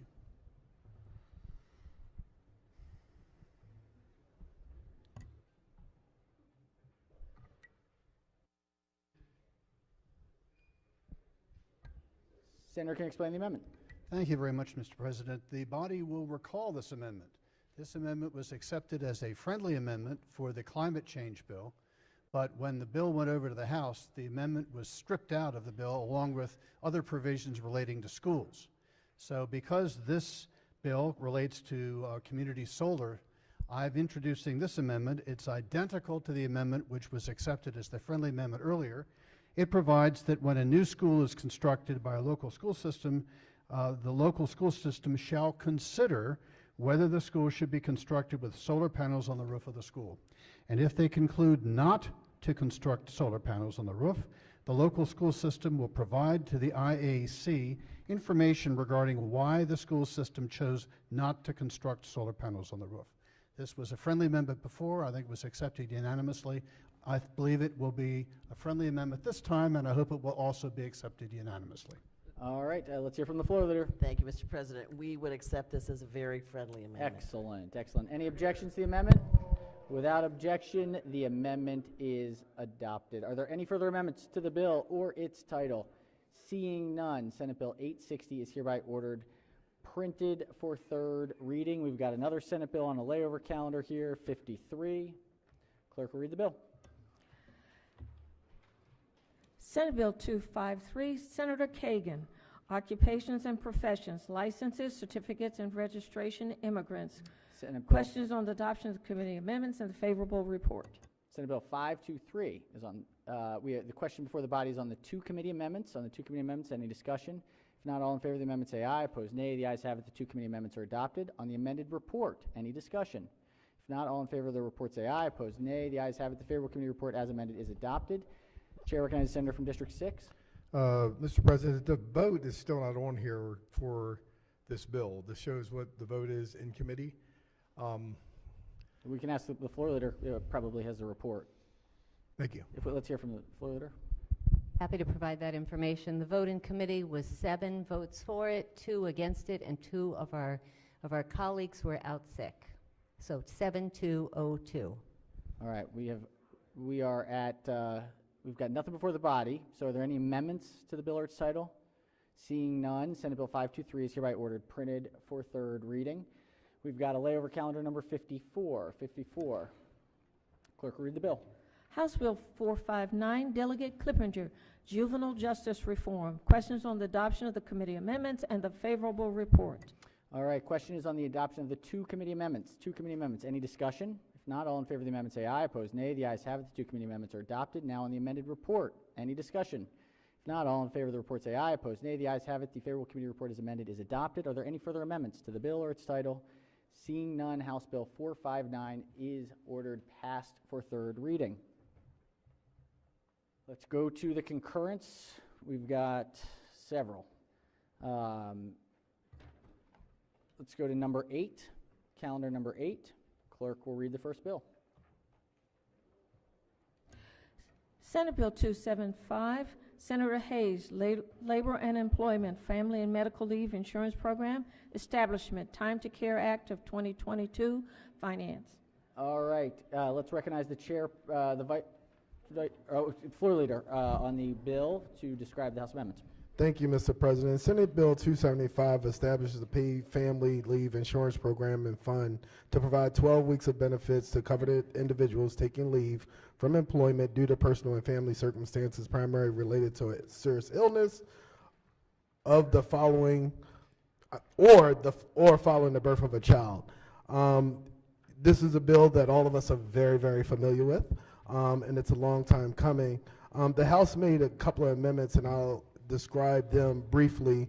The House amendments limits the contributions to employees with 15 or more employees, removes provisions related to the contribution rates and percentages, requires the department in consultation with stakeholders to perform recommendations of the rates of contribution, the cost sharing formula, and issuing an RFP for an outside contractor to administer the program, requires the department to set various rates by June 1st every 2 years, requires an employee to exhaust all employer-provided leave before receiving benefits, and requires a study regarding the capability and capacity of the department to implement and administer the program. Colleagues, the good thing, we passed the bill a couple of days ago now, and there was a lot of conversation open and publicly that the House may just do a study. I'm very proud to say that they've gone beyond that, and they've met us where we were and formed a program and a framework for a program to go in effect immediately. So with that, Mr. President, I would move to concur with the House. The floor leader moves that we concur in the House amendments. On the amendments, Chair recognizes the minority whip on the amendment. Thank you, Mr. President. Excuse me, on the amendments. That's fine. Yeah, thank you, Mr. President. I'd like to maybe make us talk first and perhaps ask a question of the floor leader. But first, I'd like to just set the stage a little bit because we had this in committee, but it is a new bill as far as it's been amended pretty significantly from what we passed out of the Senate. In my view, it's another example of what the House did, first I'll say, what the House did was almost take the two extremes, the worst of the two extremes. They kept part of it being studied, but then they decided to implement part of it and wipe away key safeguards that we had in the bill that left here. I think this is another example of what we've been seeing today in the last couple days where the House sends something here and it's like, this is it, take it or leave it. We had an extensive debate and discussion in our committee about this, and a close vote. The vote was 6-5, and I think some of the 6 were pretty uneasy too, candidly. But I can't speak for everybody. There are a lot of unanswered questions with this bill, and a couple things that are very concerning. So I wondered if maybe my friend and my seatmate committee, the floor leader, would be willing to yield for a question or two. Yes, Mr. President. Senator may proceed. Thank you. And I know I know you've worked hard on this issue and it's important to you and it's something that you care deeply about, and I appreciate that. I really do. And as you know, and you and I have discussed, or as we've discussed, Mr. President, I understand the desire to want to do something on this issue. The first question I would have is, as this bill left here, in the bill we passed, the assessment, we call it a payroll tax, you all want to call it assessment, the assessment that was put on the each paycheck of every worker in Maryland was going to be capped at 0.75%. Is that correct? Correct. Does that cap still exist in this bill? No. Is there any cap at all? No.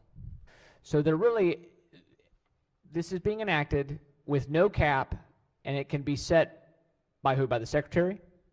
Correct. Okay. The Secretary of Labor. Thank you, Secretary of Labor. With really no limits in the bill. Secondly, there was a 75-25 split on the bill that left here between that the person who would be getting the benefit, the employee, would contribute 75% towards the fund. The employer would contribute 25%. That is gone now as well. Correct. Is it set at a particular percentage?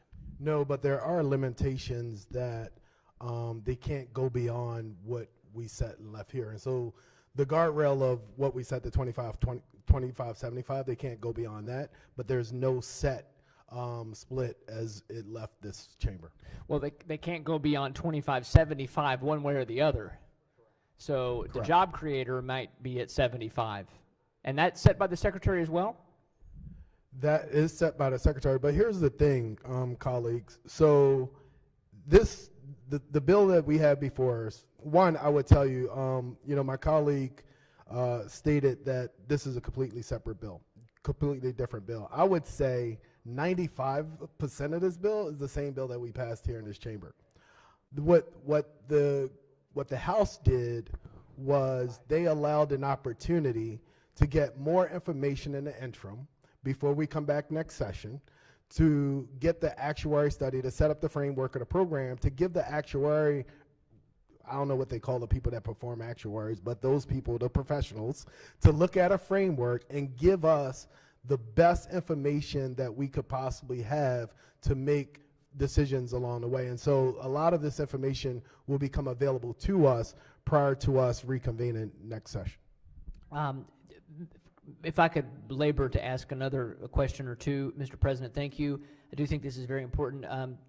So one of the other things that we originally had was that in a lot of the rate setting and a lot of the setting of what would be happening with the program, the Secretary was going to make those determinations. Even in the bill we sent out of here, we were putting caps on how much money could be taken out of people's paycheck every week, and caps on how much the job creators would be charged versus the folks who are working.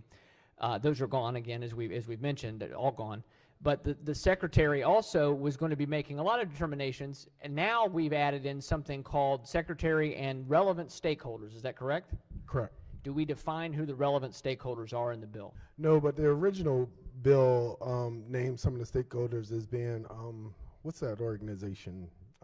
NBIF or something like that. The Chamber of Commerce, NFIB, right. And the bill is a lot broader in its description and just saying relevant stakeholders. Right. So it's silent on that. It could be any number of people having an impact on the discussion of how high the rates in everybody, how much is going to be charged in everybody's paycheck, how much employers and job creators will have to put out. So that's clear in the bill. There's some other interesting language here. One of the other interesting items, and that's probably will be my last question here, Mr. President, is one of the other interesting items, and I wonder if my friend could comment on this. At the end of the bill, it talks about how this whole bill is setting up this framework, and of course we had an extensive debate on the bill about how we thought it was wrong to set up a government framework when we're going to maybe be delaying implementation and doing other studies. We've had that debate already. That's what we kind of thought was going to come from the House, was doing a study on all this first, which would have made a lot more sense. But what the bill at the end talks about is that we're still setting up, it's going to be Department of Labor. There's also going to be a DLS study about whether the Department of Labor can handle this. Is that correct? Correct. Yeah. Why are we saying definitely Department of Labor is doing it and then doing a study? Why wouldn't we just have DLS study whether the Department of Labor can handle it? Because there's been occasional challenges with Department of Labor. They've been working through some issues from time to time. So I was curious if that didn't come up in the committee. It wasn't in any of the bill. That was never came up in any bill hearings we were a part of. So I was just curious if you could comment on that or give us some thoughts on why we're kind of doing the cart before the horse. No, and I appreciate that question. I think, Mr. President, just to my colleague's point, we set up the program so the Department of Labor can handle it. The House wants to evaluate and explore other options that may be available. Each state administers program in different ways. Some have private entities, some are administered by the government. And I think the House wanted to put a couple of more options on the table to explore so this legislative body could have the opportunity to receive that information, review it, and make informed decisions on how we move forward. Thank you. I appreciate the answer to the question, truthfully. Thank you. Mr. President, just in closing, my comments on this, number one, I think we should absolutely not concur with the House amendments. And by the way, if you vote to not concur with the House amendments, I don't think the bill is dead. We just need to go back to work on it because there's a lot of unanswered questions in this bill.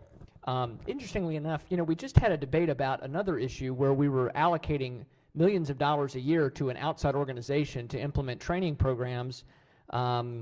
It's sort of funny to me that we don't want to maybe instead of saying the Labor Department's going to do it and then we're going to study figuring out how to do it, if they can do it, maybe it would have been smarter to put in this bill some similar language that you could give maybe an outside entity that has experience in this area could be tasked with it. That's just an editorial comment. But this bill has a number of big changes to it. Really, we were shown this. We got this reprint in the committee a few minutes before we voted. And we did walk through it line by line. So I credit the committee staff for being very diligent in working with us. So I'm not being critical there. But some major changes to this, and it wipes away some very clear guardrails that were put in the original bill.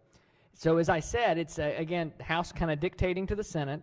And it also is almost the worst of both worlds where it's delaying it for a while, but it's also implementing it with no one of the guardrails for the payers, the employees, or the job creators who have to pay into it. So, Mr. President, I would urge the body to not concur with the House amendments. Thank you very much. All right. On the House amendments, any further discussion? Chair recognizes the Minority Leader on the House amendments. Thank you. If the floor leader would yield for a couple questions. Sure. I had the opportunity to listen to your Finance Committee since we got out, and I heard some of the debate on this concurrence. And some of the most pointed questions came up about the number of employees. And I remember I was out here debating a couple weeks ago and saying, why don't we have these in here? And the floor leader at that time was saying, look, those states that did that, it took a lot of money off the table, and that's why some didn't do so well, and it would raise the rates for others, et cetera. So I guess this is for 14 employees and under would be exempt from this. How many employees does that constitute in Maryland? I can't give you a direct number, but also if you indulge me for a minute. So this only relates to the employers. So employers that have under 14 employees, they will not be required to make a contribution to the program, but the employees will have the opportunity to participate in the program. Obviously, as an employee benefit, we want to see that happen. And to your point, the pool of funding that's generated from this fund will help support those small businesses. As it's, I think that there was a common concern in this chamber as well as the other chamber that some smaller businesses, mom and pop shops, may not be able to, that it may be a burden or a barrier on them. I believe that the House tried as best as they can, and at the end of the day, when you talk about a contribution from the employee versus employer, we're talking about $1.52. Right, but what we heard previously when we sent the Senate bill over there is that we as a body did not want to do that because that would underfund the program and bring the rates up for everybody else. So knowing that was our concern, it sounds like the committee doesn't have an idea of how many employees that will impact or employers, and then thus not knowing how much money we're losing in this plan. Is that correct? Right. Committee staff has learned that it's not that significant. And as I said, to monetize it, we're talking about $1.52. So can you share with us what committee or council said that's not significant? I mean, that's a vague term. I'm sure they made that off of some number they heard. Please hold.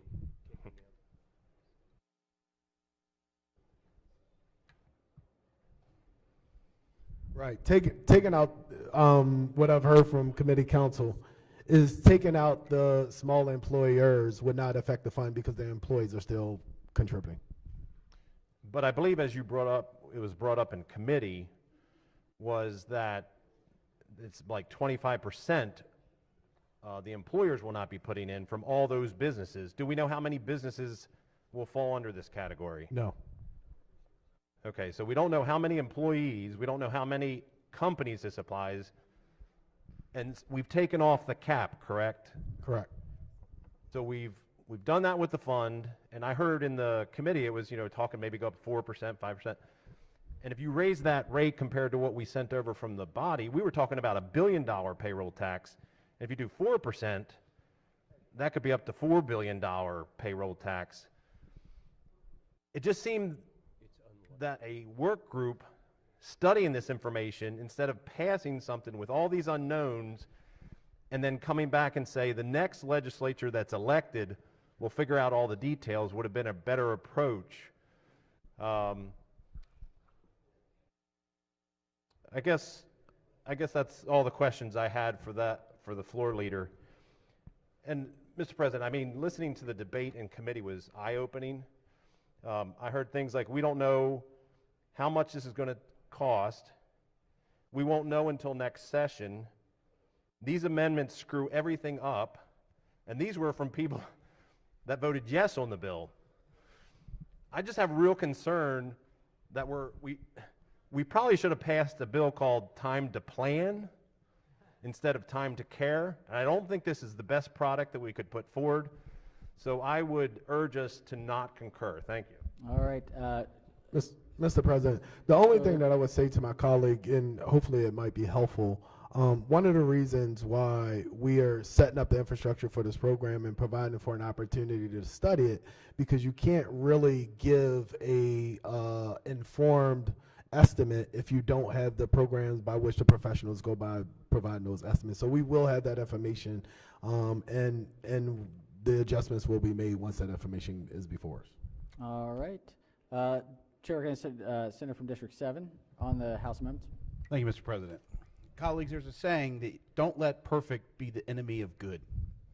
And I understand that when we work down here, we work very hard to make every one of our bills perfect, but we know we can't. Eventually we give up and, pass it on third reader, and maybe next year we'll have to amend it. This bill is nowhere close to even being good with what came from the House. And I understand what the idea behind the legislation is. As a business owner myself, I've had employees take off. I understand it.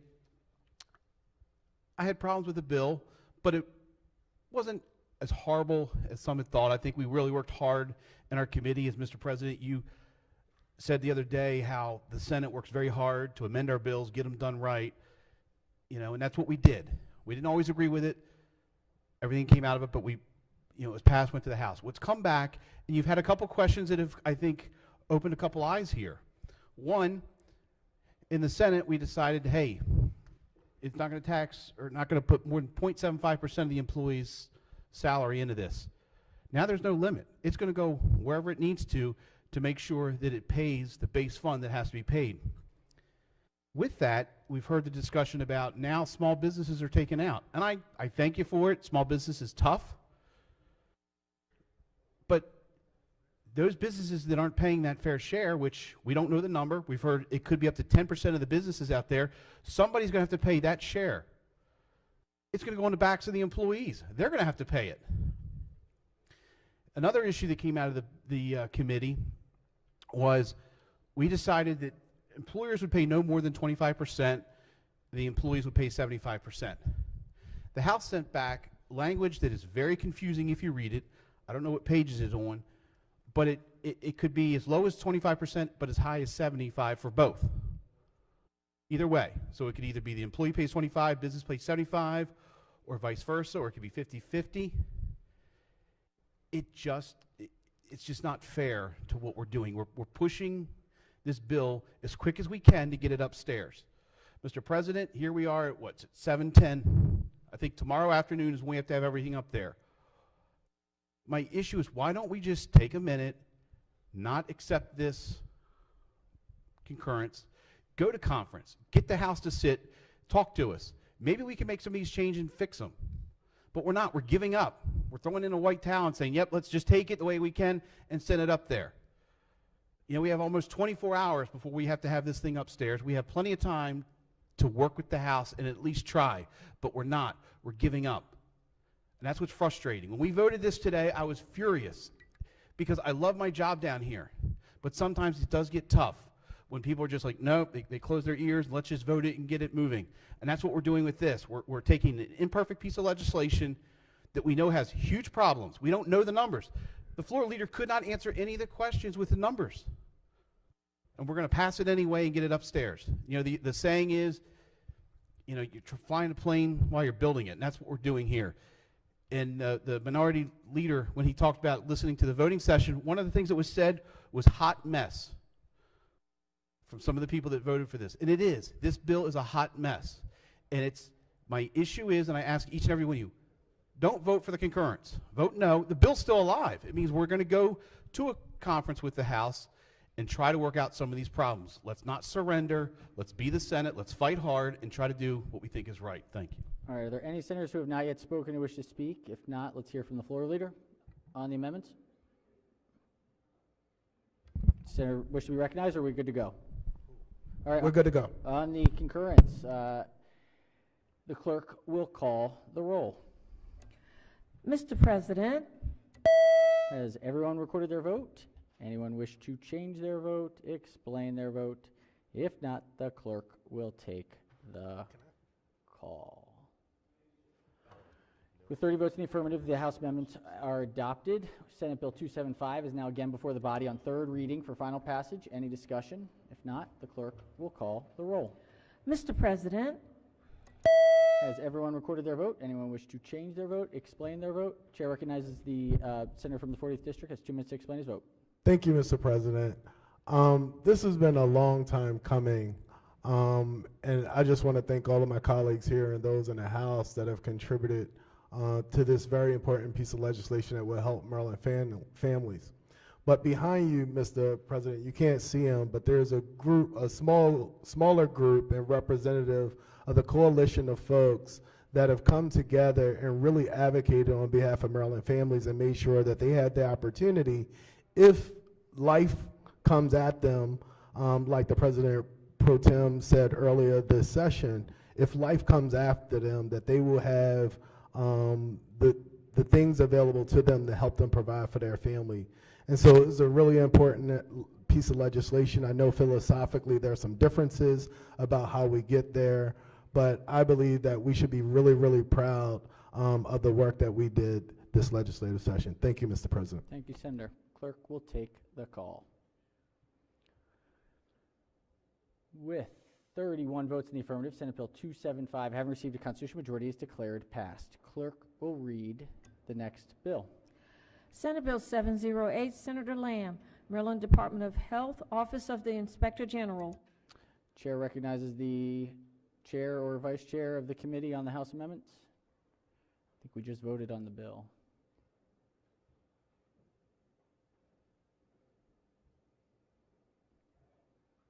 On the House amendments. Or do we have the House amendments? Senate Bill 708 establishes a compliance officer within the Maryland Office of the Inspector General for Health to ensure that units and employees of Maryland Department of Health comply with best practices, public health, and government administration and laws and regulations. The House amendments increase the time for the Inspector General to respond to a complaint and specifies when a response is not appropriate during an investigation. We move to concur. All right. The chair moves that we concur with the House amendments. Any discussion? All in favor of the House amendments say aye. Opposed, nay. The ayes have it. The House amendments are adopted. Question now. Senate Bill 708 is now before the body on third reading for final passage. Any discussion? If not, the clerk will call the roll. Mr. President, Has everyone recorded their vote? Anyone wish to change their vote, explain their vote? If not, the clerk will take the call. With 31 votes in the affirmative, Senate Bill 708, having received a constitutional majority, is declared passed. All right. See, he can wait.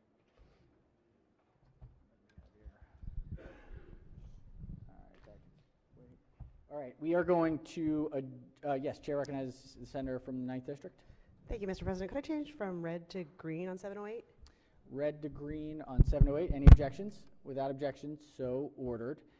We are going to adjourn this legislative day to start a new legislative day. So we don't have any announcements before we do that. Let's do a quorum call before we adjourn. Mr. President, Has everyone recorded their presence? If so, the clerk will take the call. With 46 members in the chamber and a quorum being present, the Senate of Maryland remains in session. Chair recognizes the majority leader. Thank you, Mr. President. I move the Senate of Maryland stand adjourned until the next legislative day. At 7:17. At 7:17. Without objection, so ordered. All right.